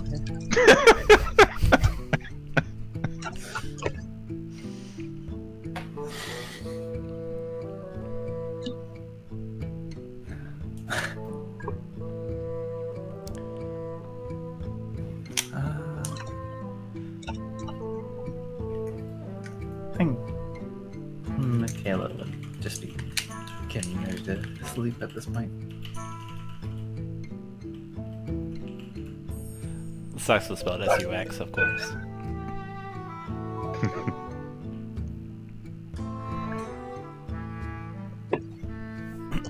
Alright. What's the plan, everybody? Are you gonna everyone just go to sleep, or you gonna like playing Monopoly with Korakon or something, or what? Zoaz is snoring. He is asleep. I think Chuman is Big snort me. lightly sleeping, keeping watch really. Some for anything suspicious, like sounds wise. Okay. Pastiche, what are you rolling? I was rolling to see if Pastiche remembers those scrolls that were found earlier. I'd say a 23 is pretty good. Have you told Yeah. about them? The ones in Draconic? Yeah, Zoaz. Okay. I think. Yeah, they would be in Zoaz He's stuff. got 'em. Okay. Okay. Alright, is anyone staying up with Chuman? I guess Makayla actually would. Wait, Chuman is staying up? Doing some watch? Oh? Just kind of Makayla, lightly sleeping. I guess, would wake up early enough. I guess. Waking up's a little Take later. take a equivalent of a third watch. Okay, okay.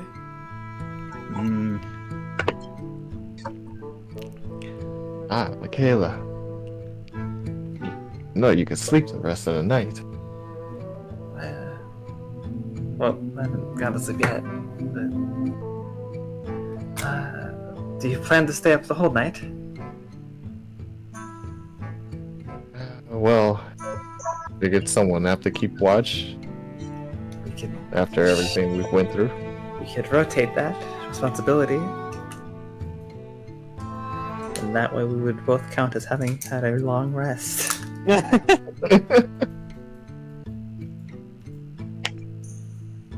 What a strange way of wording it, Makayla. Chuman, roll a Where did that perception come check. Perception check? Yeah.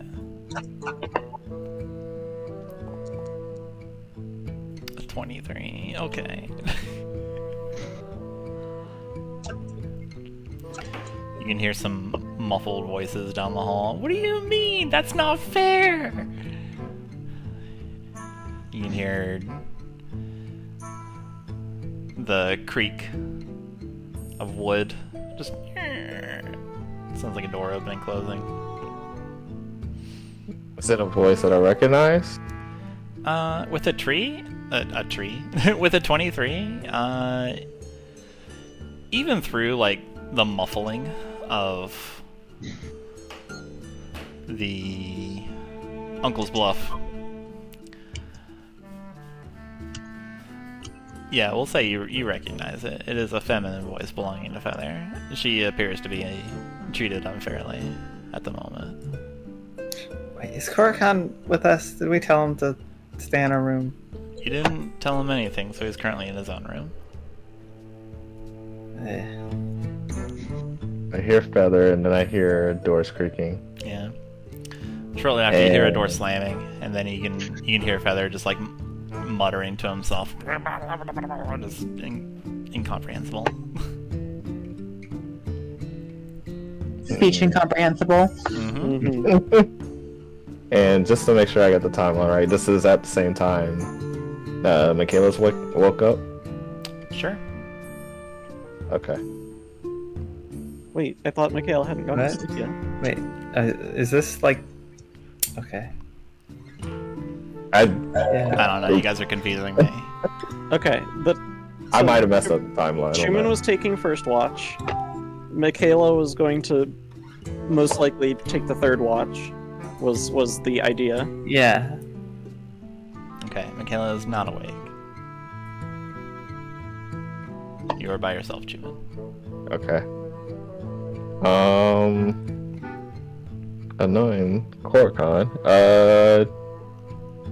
Human is gonna walk out and try to like peek a look around the around the wall. Okay. You see Korakon standing in the hallway. He appears to be pacing back and forth.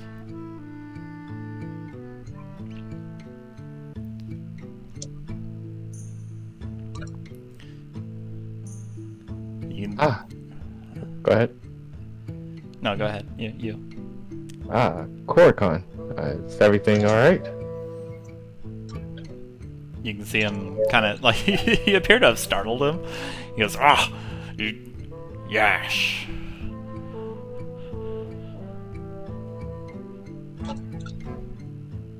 Chuman Good night. waits for a few seconds. And then says, well, care to explain?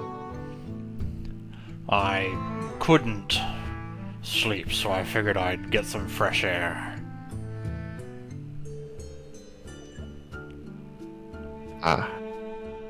I guess you got quite a bit of sleep after being a cat. And it's hard to sleep after you've had so much.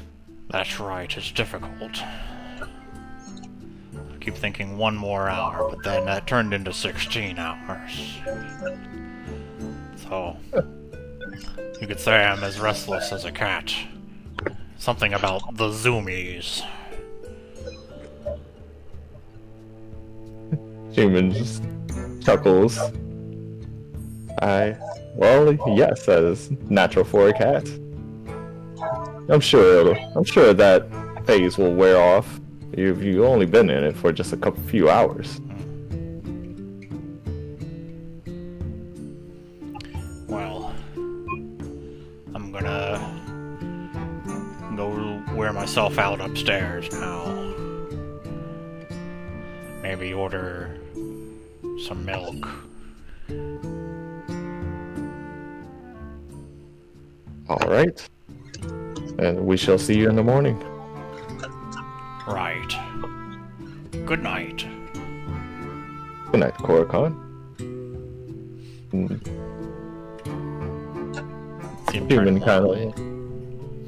Chuman watches for a little bit before heading back. Okay.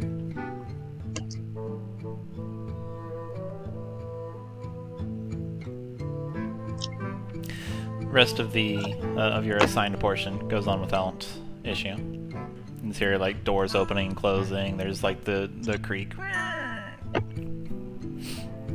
and concludes your watch. Alright. At this point, I believe, Makayla, you're awake. Does no one have actually taking second watch? Okay, sure. That doesn't sound That's like fine. Fine. Then, yeah, you would, I guess, wake up Makayla. She would take watch, I guess, suppose.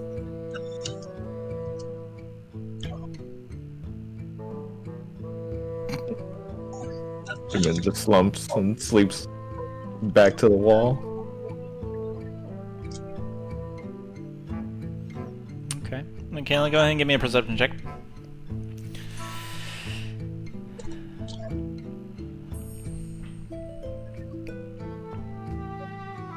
Okay, 25. Not bad. At this time, you can hear, like you're sitting there listening, you can hear carts roll through the hallway, cleaning noises. You can hear silverware and like cooking noises upstairs. Looks like the Uncle's Bluff is starting their day and getting things ready, but nothing interesting other than that. Cool. And everyone can hit their long rest buttons, unless Makayla, you would like to do something during your part of the watch. Okay.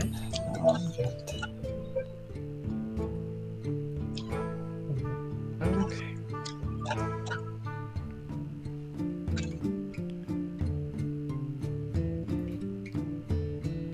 Oh, you're no longer concentrating. All right. Yes. Then the lovely Khorzaire sun does not hit you because you're underground. But you're all awake.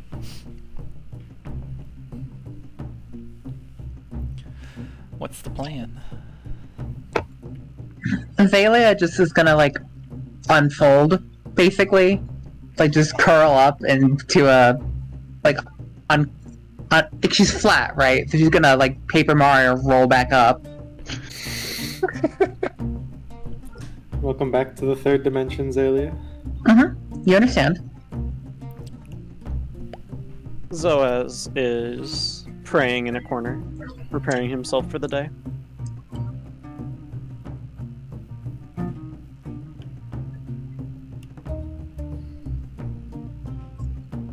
Once we're up.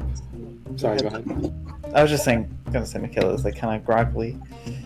Or Makayla would like be sitting there. Already has like a cup of coffee, just kind of, you know, in the that like really generic, like multicolored like coffee, those like coffee cups you get at like a deli or something. Uh-huh. Yeah, Makayla's just like sitting in a chair, just sipping out of that. That's all. Same. Oh, sorry. It's fine. Chuman would be inspecting the mark on his chest. And No, it's not a mark. It's literally just a fire. is it literally just Yeah, you're on fire. It doesn't hurt, but you're on fire. A literal flame in your chest. Are you talking about the fire? Or are you talking about your dragon mark? the fire. Okay, yeah. I mixed it up. It is. You take a look at it. It is as if you were shot by a fireball. It's just there, blazing. Mm.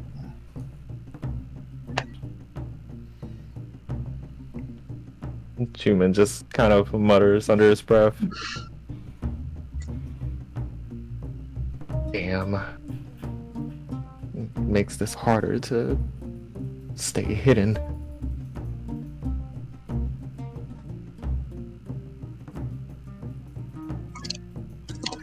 Twig's probably just gonna check in on Korakon real quick. Make sure he's doing okay. Okay. You go up to Korakon's room. Bum bum bum bum. Yes, right there. Skull. The door opens, and you see everyone's favorite Aldani merchant, Shaban Korakon. Twig waves good morning and says, morning, Korakon. Were you able to get any sleep? Good morning, Twig. I wouldn't call it sleep, but I was able to sit down and batten down the hatches and at least doze for the rest of the evening once we got back.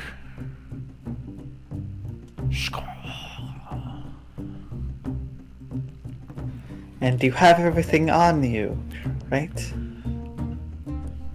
Korakon visibly checks his form. Yes, my shell is intact, Makayla.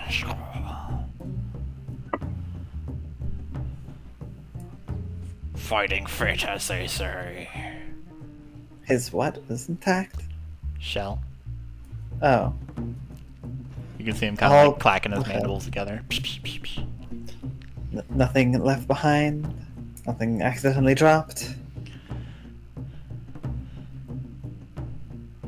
No. Alright then. You say that as if I do that often, Makayla.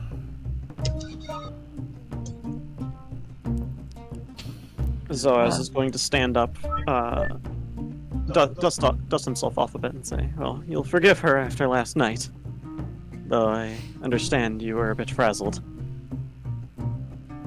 Have you tried being a cat for an entire day? It can be Zoaz arranged. says, Can you believe it? A proud Aldani merchant reduced to a critter. but a cute critter. Korakon like shoots you a look. A capital L look. At any rate, Your pride will heal. Trust me. I suppose today is the day we get going? Shall we get catapulted across the gorge? Not ideally.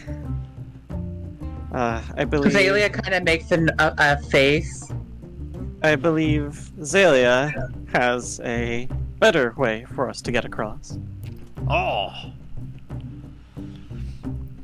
Xalia, you do seem to have many plans. She kind of smiles. Korakon. And well, she does her extended smile, and like little wingies come out from the edge, of the smile, sort of deal. Korakon rubs his chin that isn't there with his lobster claw that doesn't have any prehensile fingers. So he's just like opening and closing towards the bottom of his mouth.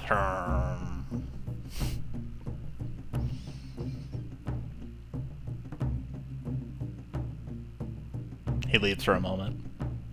He comes back. He has his box.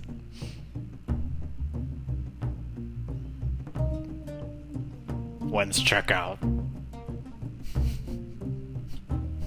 Zoaz looks at the room. Is everybody awake? Pastiche is awake, but still kind of sitting on their bed, groggy. Sounds like an air quotes awake. Uh-huh. Xalia is trying to flap with her wingies. Chuman's still sitting on the ground. Just kind of keep still looking at the fire. I believe it would be best. Zoaz yawns a bit. To get some breakfast, a drink. Give everyone some time to prepare themselves for the day ahead. Chuman, you're looking a little on fire. Is that alright? For now, it has to be. It does not burn, does not feel any different. And just looks at Korakon, shrugs.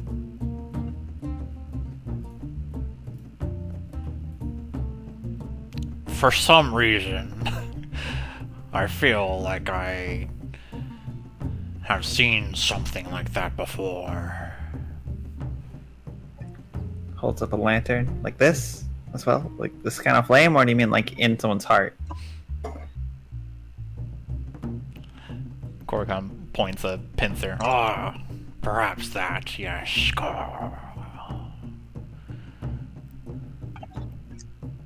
Would you mind sharing any details? It escapes me, Chuman, I am sorry. Perhaps all it's Makayla's flame that I am remembering. Well, should your mind jog back, jog its memory back, feel free to let me know. I'd probably need some new attire to at least kind of hide my face. Need less attention than what I already have.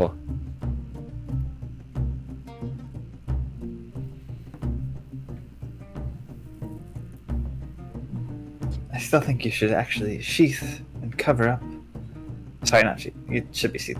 Actually, cover up the blade as well. By the way, probably still would be a good idea.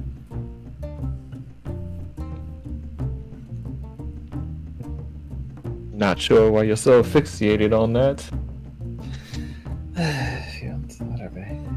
If you still insist not to do it.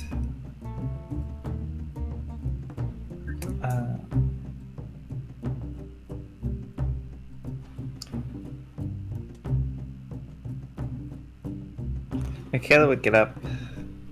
She's already been awake and moving. She'd say, perhaps I should go and at least try and find out whether or not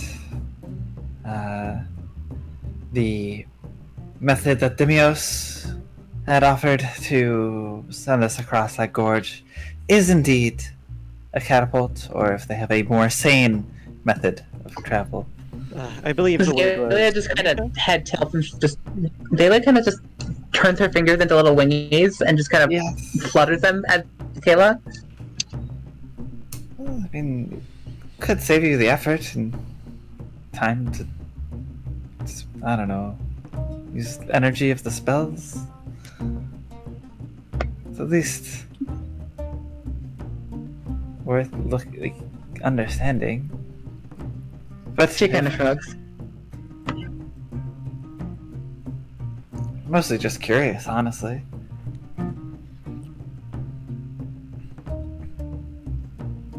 But if you really would rather just use your spell, then that's fine.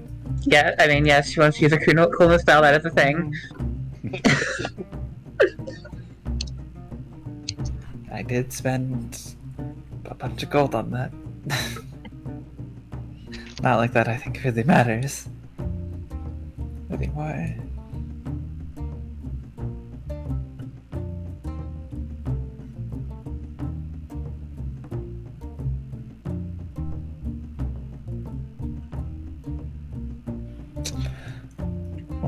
Well, I'm going to go get myself something to eat. And once everybody is ready to go, then she'll be off. And Zoaz is going to open the door, look side to side, and then go get some breakfast at the bar. Nom nom nom nom nom. Nom, nom, nom, nom, nom. Loud noises of that variety. Mm-hmm. Zoaz makes loud eating noises. Lizardmen are not very good at being quiet. Why would they want to be? I mean, it's true when you're a lizard. Exactly. Oh, I suppose. Well, I'll just trust that Lady Mara will find us, I guess.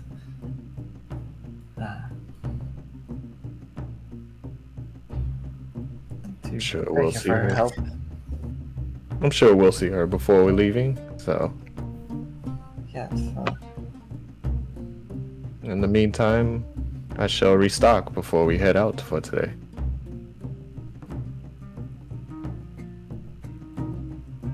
And Chuman heads out. Chuman's out.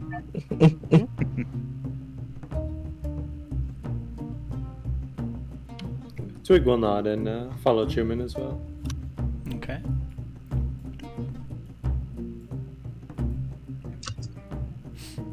Korakon sits next to Zoaz and makes loud Aldani eating noises. The only kind of eating noises. The best kind. Lizard and Eldani at the same time. Yeah? It's noisy up here. Pastiche is gonna stay behind for a few minutes, just kind of gather themselves before joining Zoaz and Korakon.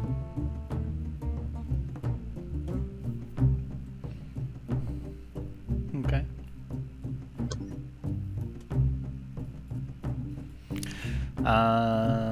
Let's see. So, Chuman, what are we purchasing? You can just tell me, and we'll mark it off. Chuman is going to sell some of his hand axe, considering it's been wear and tear now. And then he's going to try and pick up a battle axe. A battle axe for chopping? Battle axe. Okay. The hand axe has seen a lot of use, and it's chipped. Part of the handle's kind of messed up. You're only able to get like a gold and a couple silver for it. The battle axe costs 10 gold. Okay. You find this kind of, what is it called? A bearded axe? Yeah. sorry, I'm just finding the idea of you like going like, I just got this really cool legendary sword. Instantly buys a battle axe and uses that instead. That's funny. You get this two-sided weapon. It's got like little crescent axe blades on the side. Yeah.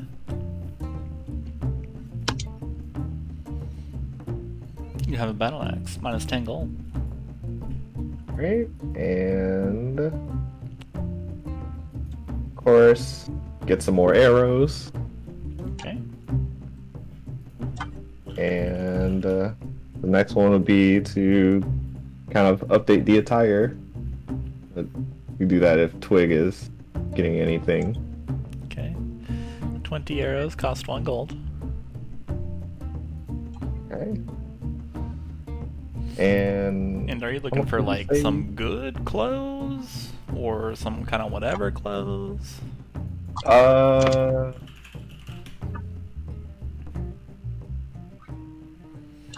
main one is looking for a hood. Hide his face, really. Okay. That'll run you 5 gold. Okay.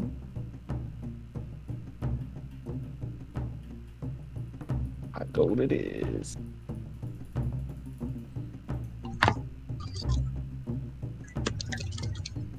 And I believe that's it. Okay.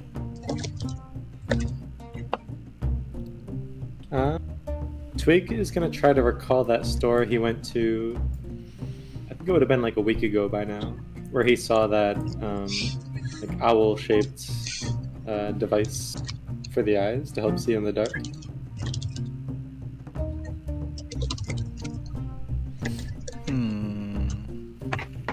Okay. I think that was like 2 days ago. You've only been here like 2 days. Make a Really?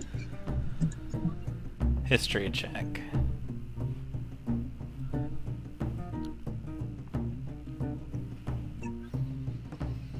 I couldn't find history for a second. Okay. So like the owl glasses that help you see in the dark? Yes. I think that was in Lampshade. Was that in Lampshade? It may have been. I think so, Okay. because that was where you picked up the star jar. Oh, right. I remember now. Which has been about a week ago. I get the days right, just the location wrong.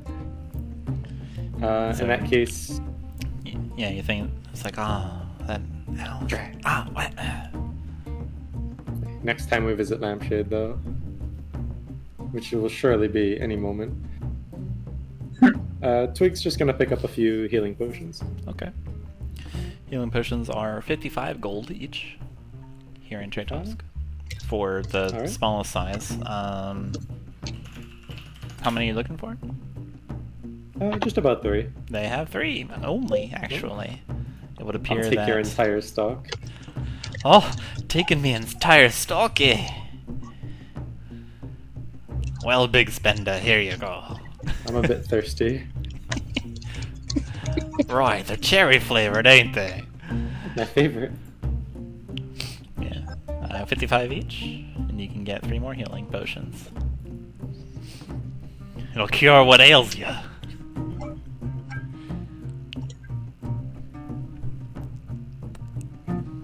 That should be it for Twig. Okay. Xalia was doing something, yes? Yeah, she's gonna be going to the raptors and minor illusioning wings onto them of various forms. Some of which are, scaly and draconic and fitting raptors, other of which are completely unfitting or horrific. And just kind of just seeing how they react, playing with them, Okay. going, who's a good raptor? Except not verbally, because she doesn't talk. They are... Yeah, that. There are many raptor noises. Okay. It was more of an explosion, but whatever.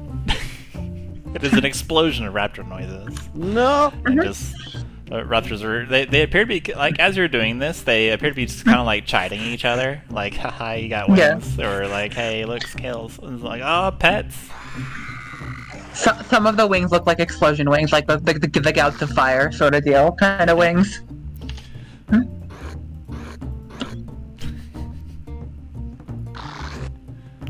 There are many raptors. They seem overall pleased. Nice. But roll me an animal handling. Oh, I'm sure I'm extremely good at these. Yeah, it's easy.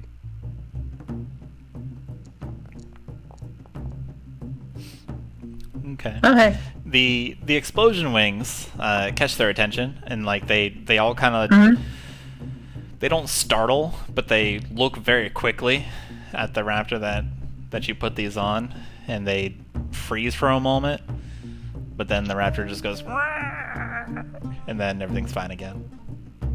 Okay. Raptors kind of bobbing their head towards you. That's fair.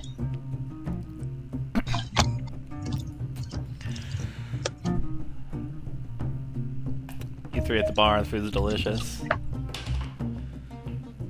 Looks like they have breakfast burritos. Ooh. Ooh. Love me some breakfast burritos. They're all kind of grilled, so they've got Nice. yeah, so they've got that crispiness on them. serving some orange juice and breakfast beer and water.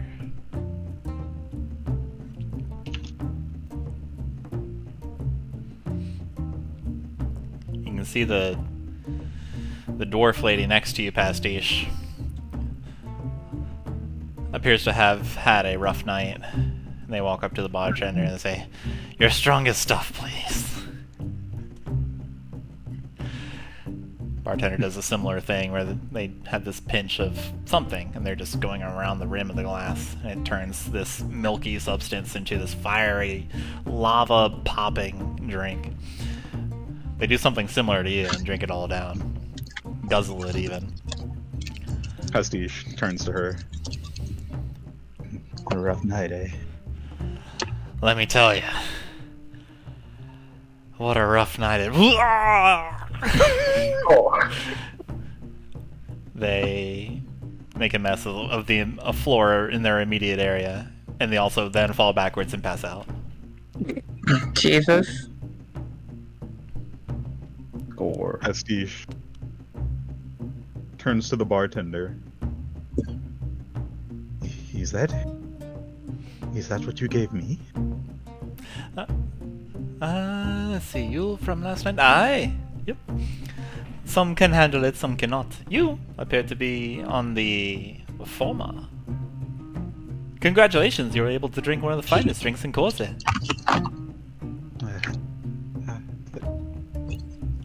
Pastiche pauses, looks down at the dwarf.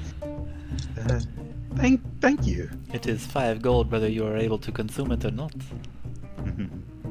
Zoaz just kind of like, with a grimace on his face, looks down at the woman and the pile of upchuck, and is going to pay for breakfast and go get some fresh air. Alright. Meanwhile, Pastiche will slide the bartender another 5 gold. Uh-huh. She has dealt with enough. Your generosity knows no bounds.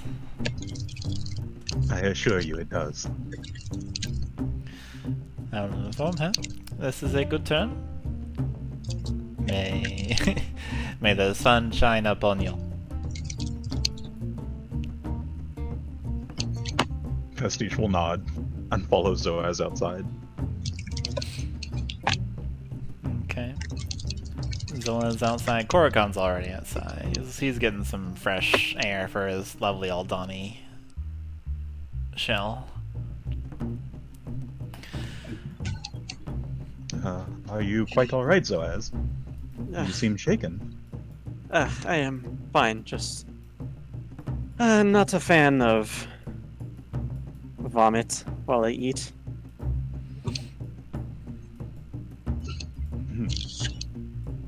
I see. It is a common sight in places like this. I guess you can say I am used to it. Well, regardless, is it a nice day out? Decent day? Accel? Let's find out.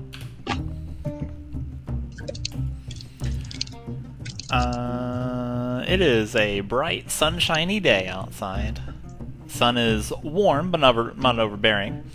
There is a slight desert breeze ruffling, curling around your scales. Zoaz clears his throat. It is dry, though. It is. It's a nice day. Cannot hurt to spend some time outside. You go outside, you see a goddamn raptor with explosion wings. I suppose that is Xalia.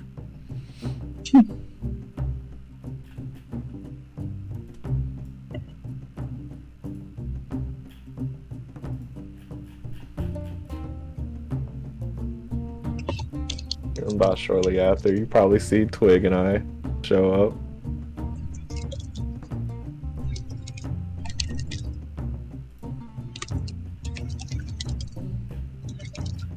Hello, friends. Are we all set to go? Makayla isn't with us, right? I think she is. Is she? Where is Makayla? She's dead. You find Makayla Farewell, face down, Makayla. just like face down in an alley. Mm-hmm. No. You had the drink. Makayla was the one who was vomiting. Yeah, Uh-huh. yeah, she's with you guys, but seems unresponsive at the moment. Lost in thought. She's thinking. All alone. It seems like we are good to go. Well, So I suppose we should head over to the bridge and check to see if Xalia's plan is set to work. right. Whether we do Xalia's Demios plan, either way, we'll be getting across. I don't believe I have anything else to attend to.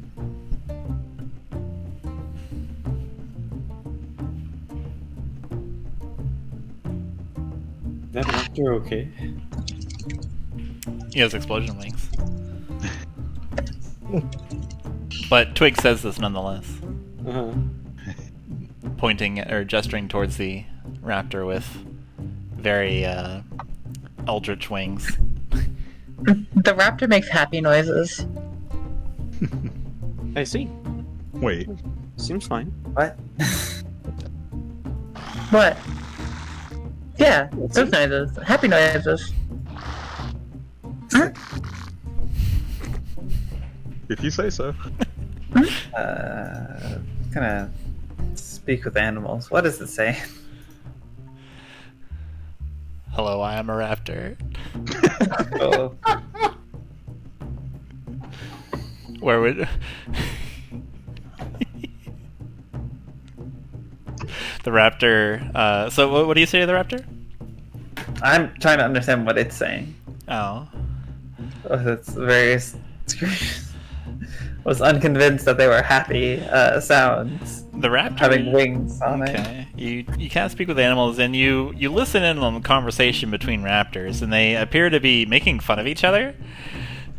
Like, you got stuff coming out of your thing. I'm hungry. I'm thirsty. Where you want me to go? Where you want me to go? Where you want me to go? Did like start to say? Did you explain? And then I like I'll just look at Xalia like, no, I guess you wouldn't have. And does your spell, like, do they understand that they now have wings? Xalia kind of shrugs and gives a wiggly thumbs up. It's one of those thumbs up. It's like it's back and forth. Like, I don't know. Makayla, you look back, and 9 raptors are staring straight at you. Mm-hmm. I speak to the raptors. For now, you all have wings. Right, they all 9 of them have wings. These are illusions. It's only one at a wait. time. Yeah. Oh, okay. She's not thought- actually cast spawn on them yet. Sorry, I thought you did. Sorry, I stepped away. Yeah. I didn't know what you did or didn't do. So I thought you No, already she's did. just she's getting them used to the Okay, idea of having understood what was wings, basically. Yeah. Oh, okay. Then Makayla would say,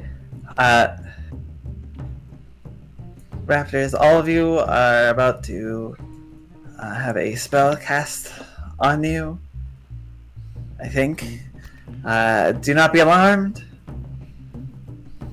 It will Be not afraid. allow you to fly. I suppose It's not getting gonna be all of wings. them, for what it's worth. Oh. It's just gonna be. It's only one at a time. Oh, okay. Well, I mean, Makayla doesn't know that. I don't know Yeah. that. You can explain.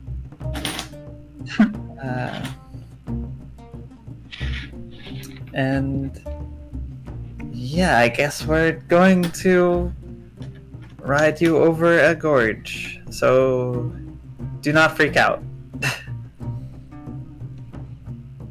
The raptors, and respond just kind of like, Each of them will say something different. We love to go. We love to ride. Where you want me go? Where you want me go? Cool. I think they got the idea. I say to the group. We got the idea. Not raptors. You hear the raptors saying to you, we get the idea. We got the idea. Where we go? Where should go? It's just constant, like, questions of where are we going? We love doing this. End the spell. Dang. Just a cacophony of raptors. When they see you not turn around again, they kind of quiet down.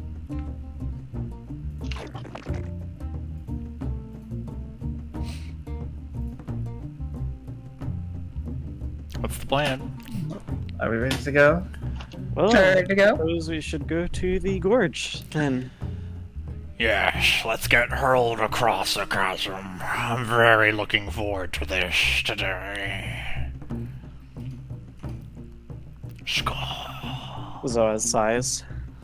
Indeed. It'll be the most fun you've ever had, Zoaz. It's like swimming through the ocean, except falling with Through style. the air, vertically. With style, Zoaz. Haven't From you a ever trebuchet. swam through the air before? I do it all the No. time. So Korakon slowly looks away from you. What? Just kidding. He kind of like whaps you in the stomach with his pincer. I see. Skull. Zoaz begins. He grabs the reins for his raptor and begins leading it over to the gorge.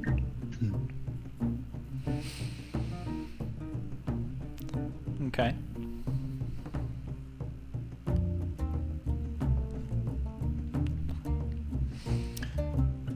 Okay, are we doing this? We are at the gorge with raptors. Well, as you're heading out, Okay. a Tratos guard accosts you, and their face appears to be darting between. Is that no? That's Korakon. Their face appears to be darting between each of you before they finally settle on Xalia, and rushes up to Xalia. Hey, sorry, I can't go with you. Oh, we'll catch up, okay? Hey, all right. Oh. Hey, bye. Zoaz says, "Wait." Xalia kind of just waves, extends an arm, pats shoulder. By extends, I mean literally extends. Sorry, my work. Sorry, my work takes me away from you. It's been fun. We'll do it again, okay? I have a Xalia question thumbs up, to ask. smiles. Meryl, I presume. I have a question to ask. The Tratos guard kind of. Yes, Shepherd. How may I help you? Zoaz raises an eyebrow. You don't have to pretend, you know. You don't have to pretend, you know. What is your question? Zoaz sighs.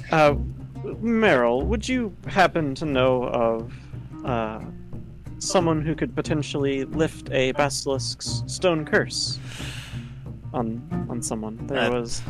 I don't know who Meryl is, but I imagine if I did, that would be Lady Meryl for their proper association label.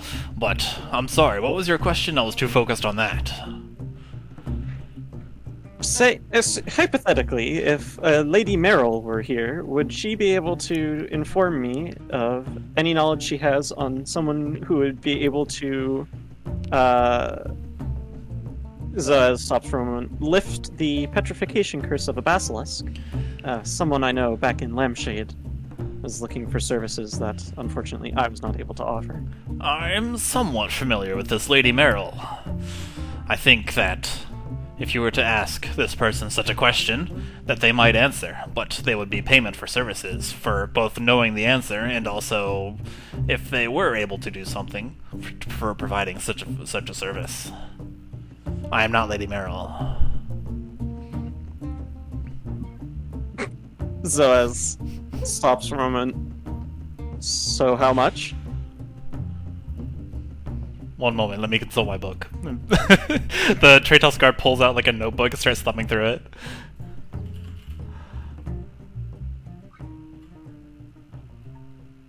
Yes, one moment. Answering the question would be 50 gold.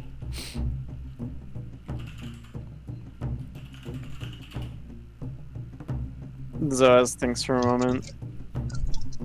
And you're not going to tell me how much for the services unless I ask the question, eh? You've got the idea. Zoaz sighs and hands over 50 gold. Pleasure doing business with you. What's your question? You know the question. I've already asked it.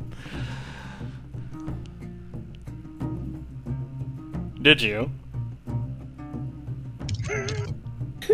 Zoaz, like, puts out both hands and, like, gesticulates in not Lady Meryl's general direction.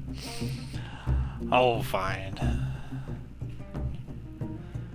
Right. I can do something like that, actually. If I were Lady Meryl, who I am not. Indeed. Lady Meryl would be able to do that. Well, in that case, if Lady Meryl is heading in the direction of Lampshade, could you inform her, and I will pay for it, that the previous mayor of Lampshade is in need of the curse being removed? Alright, it's 500 gold for that service. I shall pass this along to Lady Meryl, who I am not. Zoaz,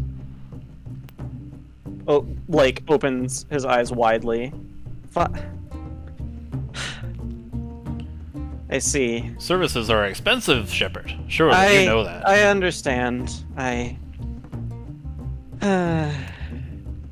Zoaz looks at his pouch of his recently fattened pouch of gold, thinks for a moment, and hands over 500 fat ones.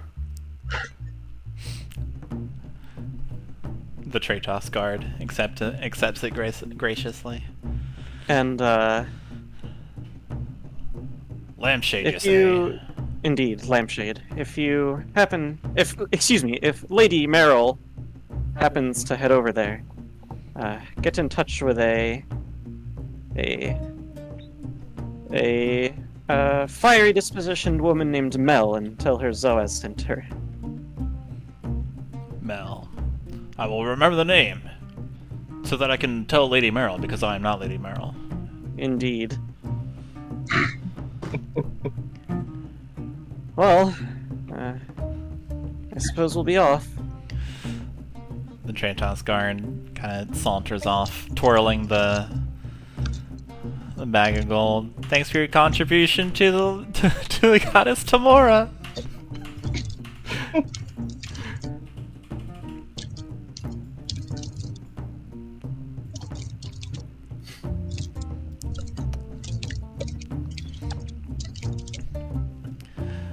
Immediately after, the Tratos guard is out of sight, but just before, you all are able to continue on your pace, or continue out of Tratos. You all are on your raptors? Uh-huh. Okay. Zoaz is leading his by the reins. Okay. Pastiche is riding theirs. Kayla would be leading it as well. Okay, what is the marching order?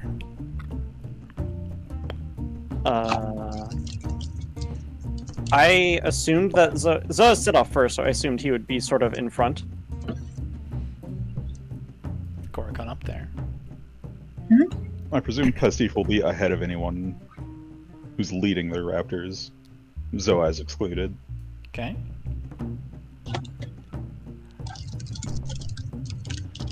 Alright, that's good enough. I actually only need to know where Pastiche is. Pastiche, you hear a familiar voice. Hey! Hey! Pastiche, without turning, responds, Hey, Feather running up to you, waving her hand. Hey, wait! Wait! Stop! Pastiche will tug the raptor's reins and stop. Yes? This determined woman with a determined look on her face looks rather agitated at the moment. She exhales, or she inhales, licks her lips, rolls her eyes. Sorry for shooting you. There, said it. Pastiche has a bewildered look. You're sorry. Yes. My bad. Didn't know you were helping. Huh? What? Oh. Of course. Yes. Helping. Alright, well, consider it your initiation, I guess? Whatever, stupid. Pastiche maintains something between a smile and a grimace. It's a very wide range of emotions. Yeah. Right, well... Tell Nezev I look forward to working with him. Yeah, well... You better watch your butt, dude. Don't get between me and my extra credit, alright? I'm only saying this sad. Not because I want to. Of course. I would never assume that you were capable of kindness. Yeah, well, didn't know you were capable of living after you got shot. Learn new things every day, huh? Yes, indeed. Whatever. Don't be late for the appointment. That's all I came to say. Bye. She leaves. Of course. Shooting you she just leaves. The whole interaction is just like, this is stupid, just rolling her eyes. Uh-huh.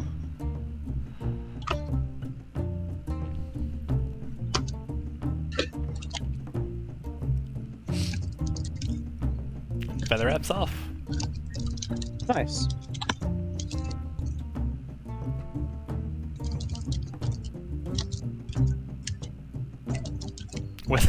With a croissant in her mouth. Kayla just walks up with the raptor and is like, what was that? Well, I believe she has become acquainted with Andy.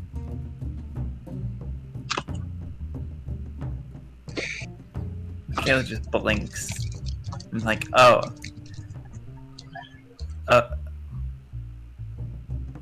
I don't think that explains anything, actually. Well, you see, Nezev is both of our mentors.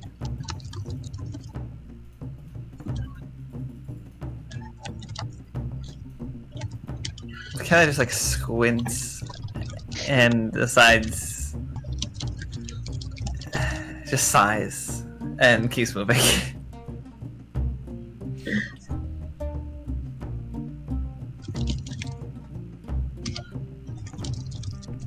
Alright. So as you exit Ituusk, something happens. Uh-oh.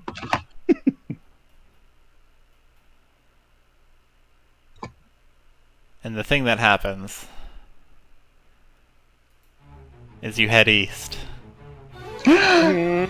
East towards adventure.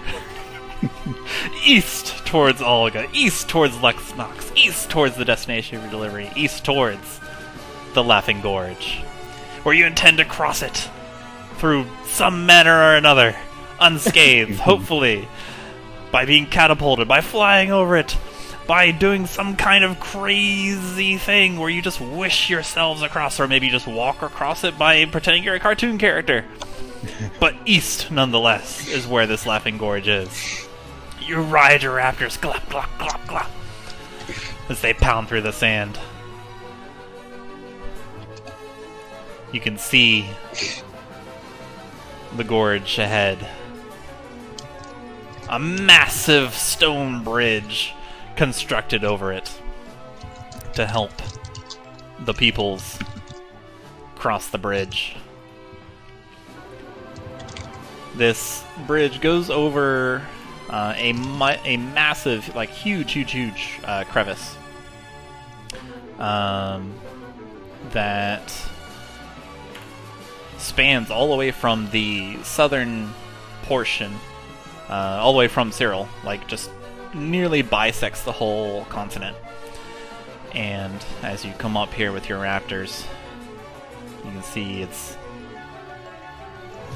this big gash in the continent of Khorzaire. Where it leads, nobody knows. Nobody wants to know. It goes all the way down. No one has returned. Dun, dun, dun.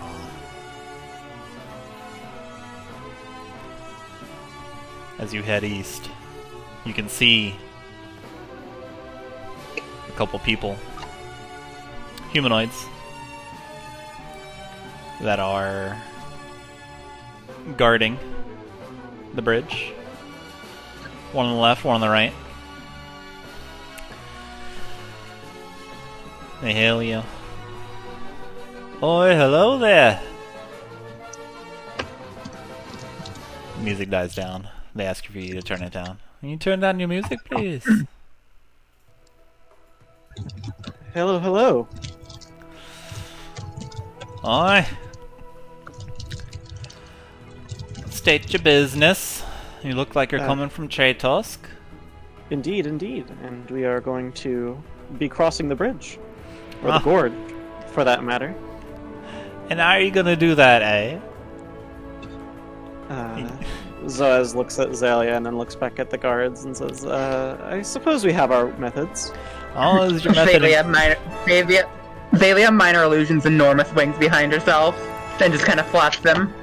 Does your method involve getting catapulted to the other side? But because by Gorge we've got that.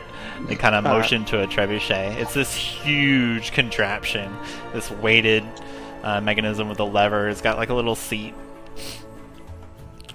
I cannot believe that was actually what they were planning.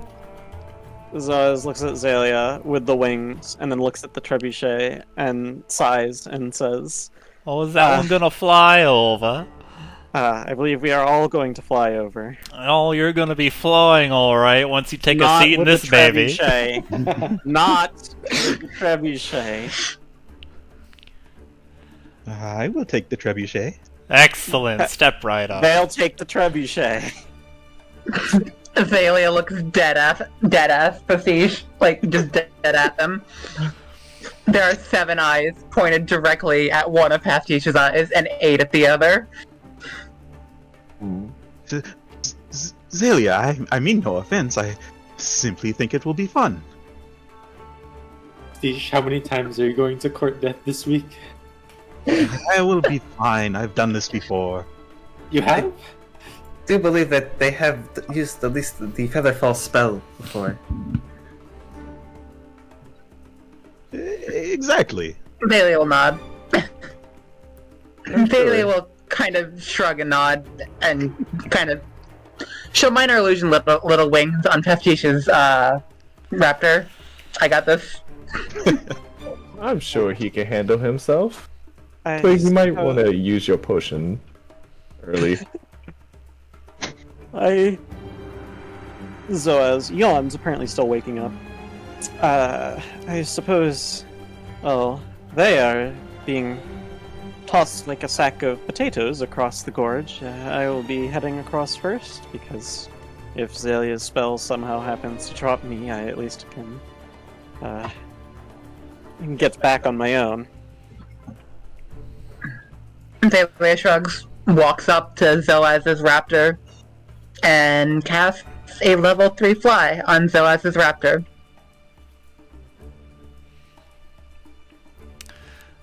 And because from that, the spell itself does not do the crazy weird wings. It just matches the raptors. So same texture as their body. Just it looks like a natural extension. Like it's chicken wings. It's raptor chicken wings. Cool. But they're big and strong enough that they can carry the raptor. These massive chicken wings sprout out of the raptor.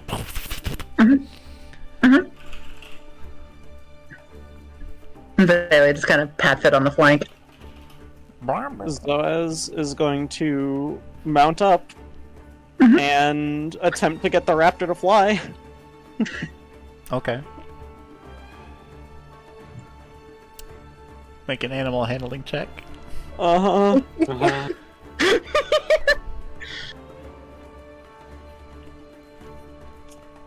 Come on. Alright. Zoaz, your raptor has not flown before, so That's it true. takes some goading to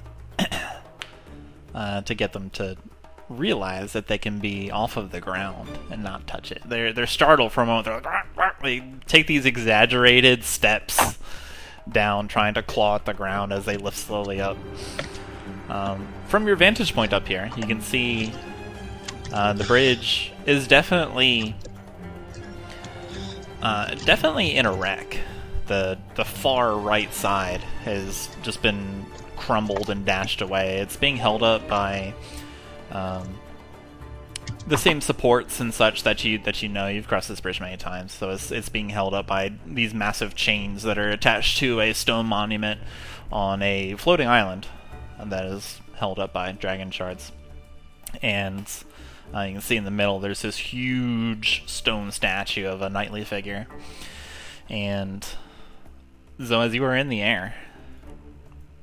Zoaz is going to quickly, before the raptor or the spell give out first, he doesn't care which, spur the raptor forward across the bridge to the closest solid ground he can. Okay.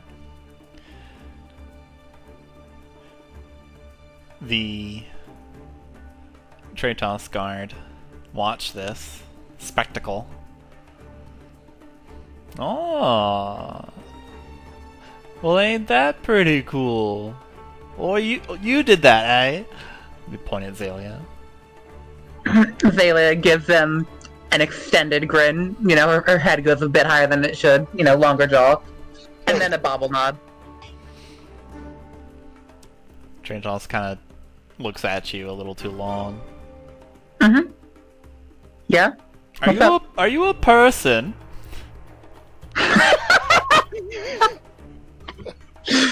She just kind of shrugs and lets her arms wiggle from the shrug motion.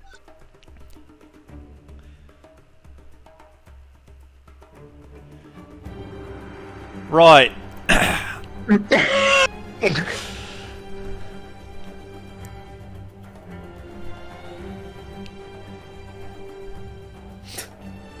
Right this way for the catapult.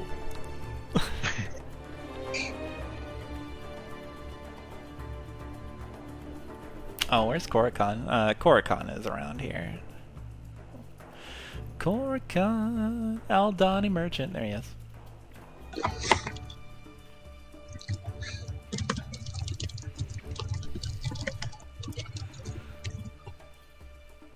Let's see. Zoaz. All the way over there. You complete your journey, Zoaz. Zoaz lets out a huge sigh of relief. And then is going to wave over to show that he's good and give a thumbs up that can probably barely be seen. Xalia will note. I kind of just stuck you over there. Are you doing anything during your flight of fancy? No. Okay. I mean, like, being terrified, looking at the raptor to make sure it's fine, trying not to look down. Okay. Which is pretty hard when you're looking at the thing you're riding. It's a delicate operation. Let's see. The raptor.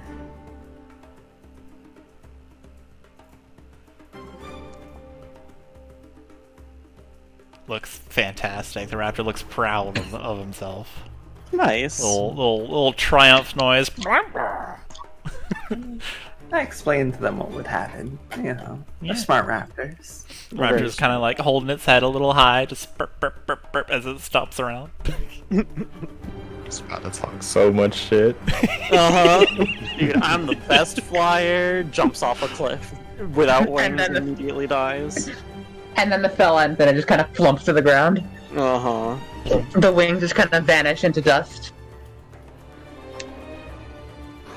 Yeah, Zoaz is breathing heavy once he gets to the other side, but he's exhilarated. Alright, who's next? Come on this way, I've got the trebuchet already. Xalia puts up 2 fingers. Twig says, well, might as well get this over with. Who wants to go with me? And Pastiche, you're really taking the trebuchet? Are you taking a raptor with you? It was Are you nice taking- knowing you, friend. Yes. I should be able to handle my raptor as well. That was a joke, but I see you are taking that seriously. Alright.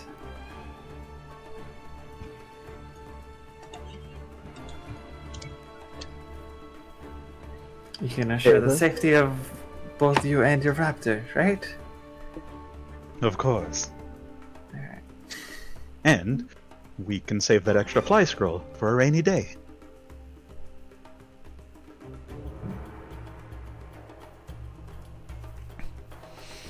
Oh, go on then. At least show us. Come on, right this way. Well, it does seem Xalia has things under control for the rest of you. Pastiche will ride their raptor along the bridge towards the trebuchet. As Pastiche leaves, you just hear Chuman yell out, "Make it over on one piece!" Of course. Okay. Guards lead you here and say, alright, well, we'll have to collect your payment first for safety reasons, of course. And that'll be 1,000 gold for the raptor. And 5,000 for yourself, of course. You jest. No, this is the transportation. These are the agreements. Vital victuals and vital goods must make their way, and believe me, this is some repair-intensive transportation. We also have to get the bridge up and going, you know? This is the only way we're able to afford it, with a toll, you know? That is not what Dimios told us. Yes. Dimios hasn't told us either. Nothing, marm. So the price I'm sorry? stays. You would speak that way? To Nazev's most honored student? I don't know who that is.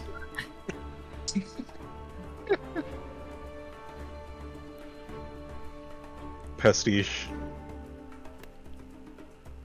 looks annoyed. This is robbery. The guard suddenly jolts backwards and stumbles backwards as you say this. But hey, you pushed me.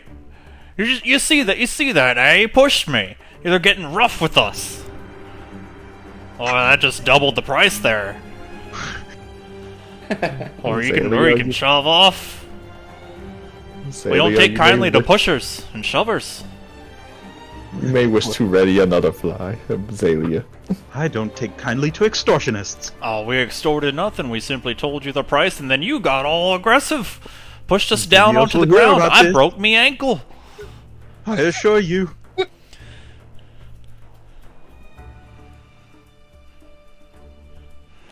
Pastiche takes a step forward. Oh, me ankle's in pain! Oh, you broke my arm too!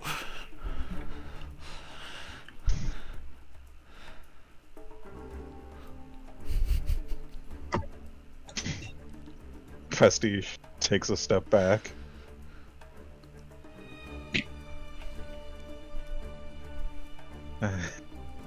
Pastiche approaches Xalia. It seems the trebuchet is out of the question.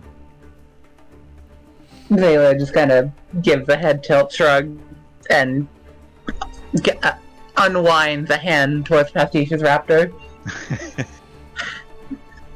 Could you not just teleport your raptor across? Well, I most certainly could. But where's the fun in that?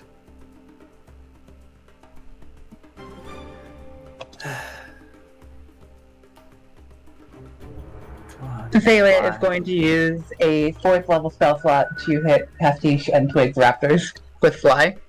Okay. Alright. They transform into massive chickens, which what they are anyway.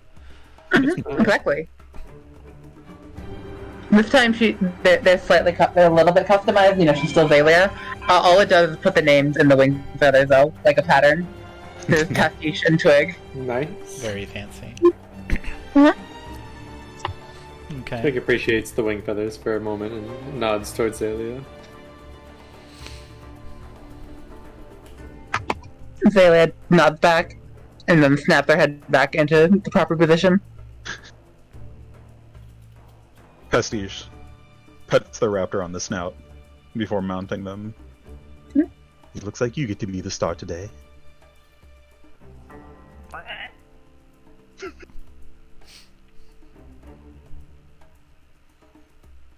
And then they're going to lead them towards the edge. Twig Okay. hangs back behind Pastiche to see how they do it first. Pastiche, you arrive with your raptor towards the edge. Raptor is kind of looking, doing the old look over. Makes a little chirp noise.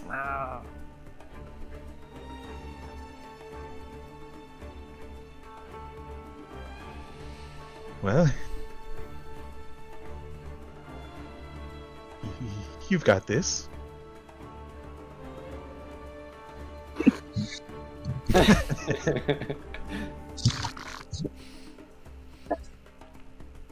Make an animal handling check. Very good at these. Apparently you are. Natural 20, you say. Pastiche gaming. Okay. You incentivize the raptor as only Pastiche can. And zoop. Zoop, zoop, zoop, zoop, zoop. The raptor begins flapping their wings, their little chicken wings, their little feather wings, and is scooting through the air. This raptor is kind of doing a doggy paddle through the air, just constantly walking or attempting to walk.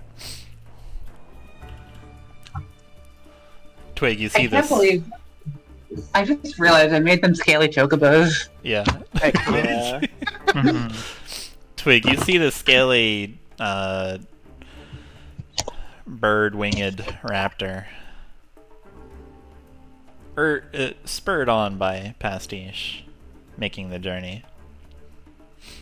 Twig's gonna pat his own raptor on the back, and then point at Pastiche and their raptor and say, "Just like that. You can do that too, right?" As Pastiche is flying overhead, they're going to conjure a small mound of viscous liquid directly over the head, the guard that they shoved. Shoved is in quotes.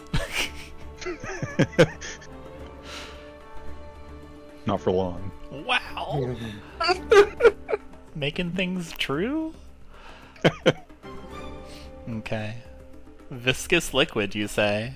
Yeah, that's within your parameters. Okay. Have you seen viscous liquid before? Surely. I've drank viscous liquid. Alright. The two guards are actually now just watching. They're actually quietly applauding. Oh, looking good, yeah.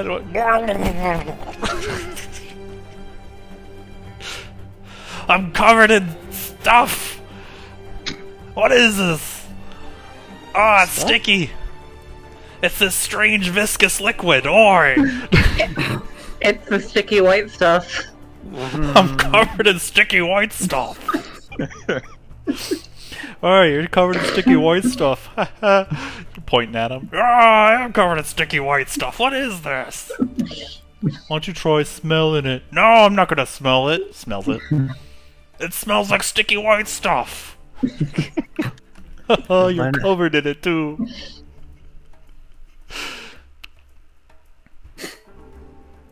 Okay. I'm sorry, the memories of watching Demon Souls video came back to me. Alright, Twig, make an animal handling check. These are my specialty. Is it? Regale me with the tail. I like that the raptor made that. Oh, I had the raptor selected. Whatever. It's the same modifier. As the raptor does its best to copy Pastiche's raptor, Twig just has his eyes screwed shut, and he's like clinging to the raptor for dear life without even looking, like just quietly praying to himself.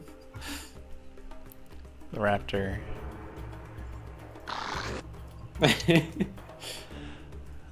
You two managed to make it across admirably. The two raptors land with a... The two that just landed start talking to the first raptor from Zoaz. Just... Zoaz looks at Pastiche, who just landed from flying instead of being in the trebuchet, and says, "No trebuchet?" They were charging an arm and a leg. Unbelievable. See. Demios apparently did not make that arrangement. Zoaz shrugs. So let's roll a history check. 1 second. I gotta... There we go. So as you suddenly realize that you have a missive handed to you from Demios. Was that handed to Zoe? Oh, it was! It was! Zoe smiles. Ate it.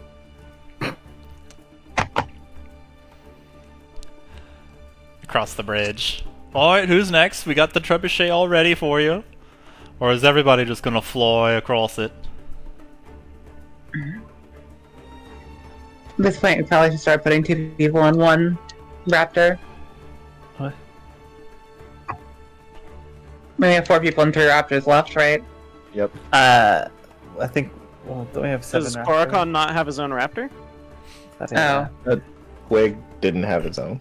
We bought him a new one. We bought him a new one. We got an extra one. Oh yeah. We bought Twig a new car. Hmm. A new car. Alright. Who's next? I'll go. That seemed fun. I kind of want to take the trebuchet, but you don't get an opportunity like this very often. Alright. On second thought, you don't get an opportunity to fly through the air on a trebuchet very often. I feel like there are more trebuchets than flying raptors. Is that a fact, Makayla? I'd be willing to put money on it. It's a bet, you say. He pulls out a pack of cards. The wings on Korakon's raptor have some distinctly crab-like flares to them. She's getting practice. Oh, gotta go.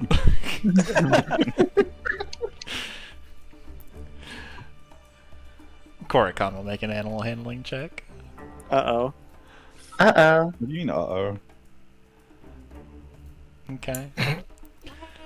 Korakon does manage to soar above the bridge, but he's a little too high.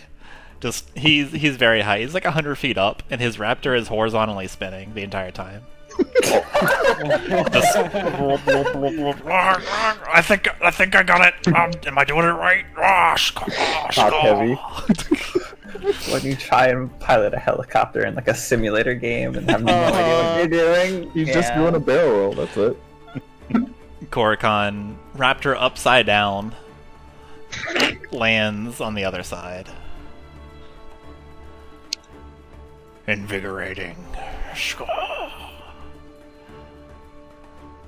How was I? You could use some work. Make a persuasion check just to see how he's gonna respond to you. Oh, wait. Whatever. So you're saying there's going to be another time? I'm saying there's always a chance.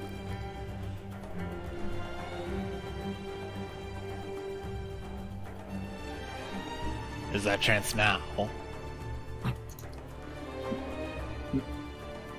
No, I don't believe so. Korakon directs his raptor up. Up. Up. Up. Up.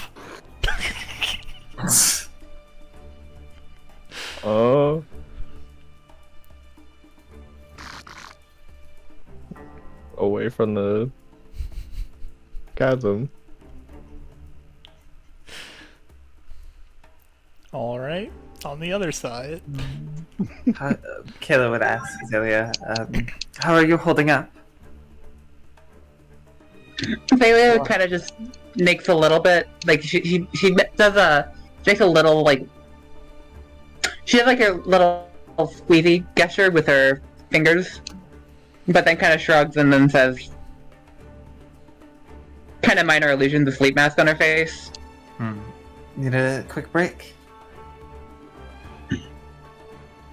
It's a lot of spells. She puts that single finger up. One more, and then a break. She'll nod. Right. Xalia is feeling like she has exactly one more spell slot left. I mean, she's like, I can tell I'm going to be exhausted here in a little bit, but I can do one more, sort of deal. So, who's volunteering for next? Yeah, Chuman will volunteer. Let's go ahead. Alright. Chuman is going to get the fire wings. Not quite full on the explosion wings, but there's going to be like bright colors with wisps of flame. Oh, whoops, I broke it. Okay, there we go. 4. Matching. Nice. I appreciate it. And Xalia gives them a thumbs up. Chuman jumps up. Alright, buddy. It is our turn. Let us go on. Make a animal handling check. Okay.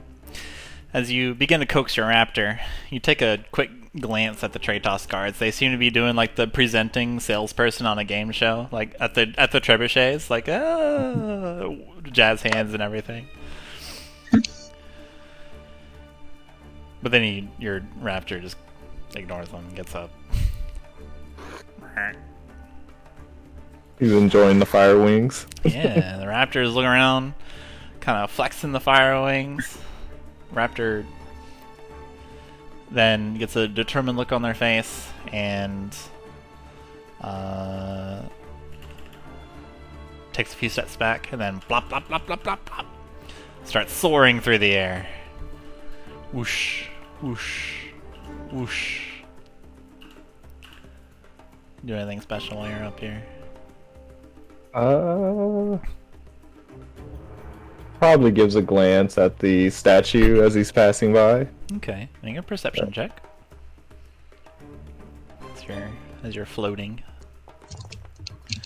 Okay, this is it's a very large statue. Like, it's like the height that you're at, flying above the gorge.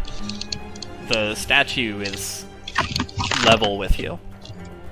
It's a huge ornate helm. It's holding a large sword pointing down, and it's just standing there regally, as if solemnly defending the bridge, pointed towards the direction you came from. Massive plate armor, huge pauldrons. Okay. Other than that, I wouldn't be able to see down the chasm, would I? It is very dark. You can see, you have dark vision, so you can see a little bit in the chasm. As you're peering down there, you can see inky darkness. It is a very deep chasm. It definitely is a gorge. You can hear the laughter kind of echoing around this. Not sure where it's coming from, but it sure does echo all around. As you're peering in, you can you do see something kind of move. Not kind of, I gotta stop saying that. You do see something move along the wall, just barely at the edge of your sight. Wait, towards this wall? Yeah, it's kind of like, it's kind of around here. Okay. Take note of that and continues to brace the landing. Okay. As you take note, you watch it, there's more movement. You can see a couple more things that seem to enter into your field of vision. And what's your AC? AC is... I hit the raptor. It should be 15. Okay. Yep, 15.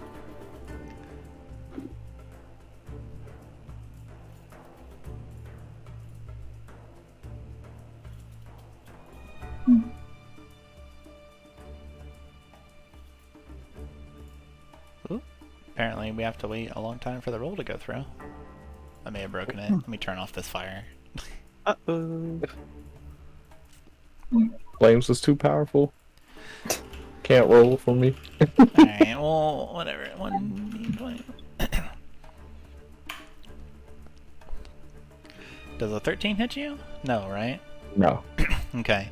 What comes flying out of the depths is a massive, coiled snake. Oh. Just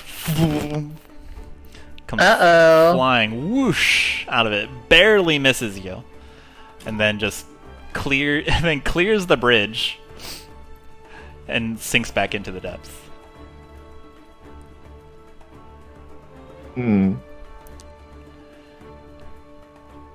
Chuman and the raptor, they catch it as it's coming up and happen to kind of like lean to avoid it as they're crossing over, kind of disturbing Chuman's balance for a second, but he regains it, and I assume nothing else happens. Something else happens. You can hear from the depths echoing around. The laughter turns into more cackles, and you can hear voices. You can hear orders being barked. You can hear and very, very sharp word who you don't understand, but its meaning is very clear. You hear Jaya, and several more snakes come flying out of the depths at you. And I would like to end the session there. Okay. It's about time.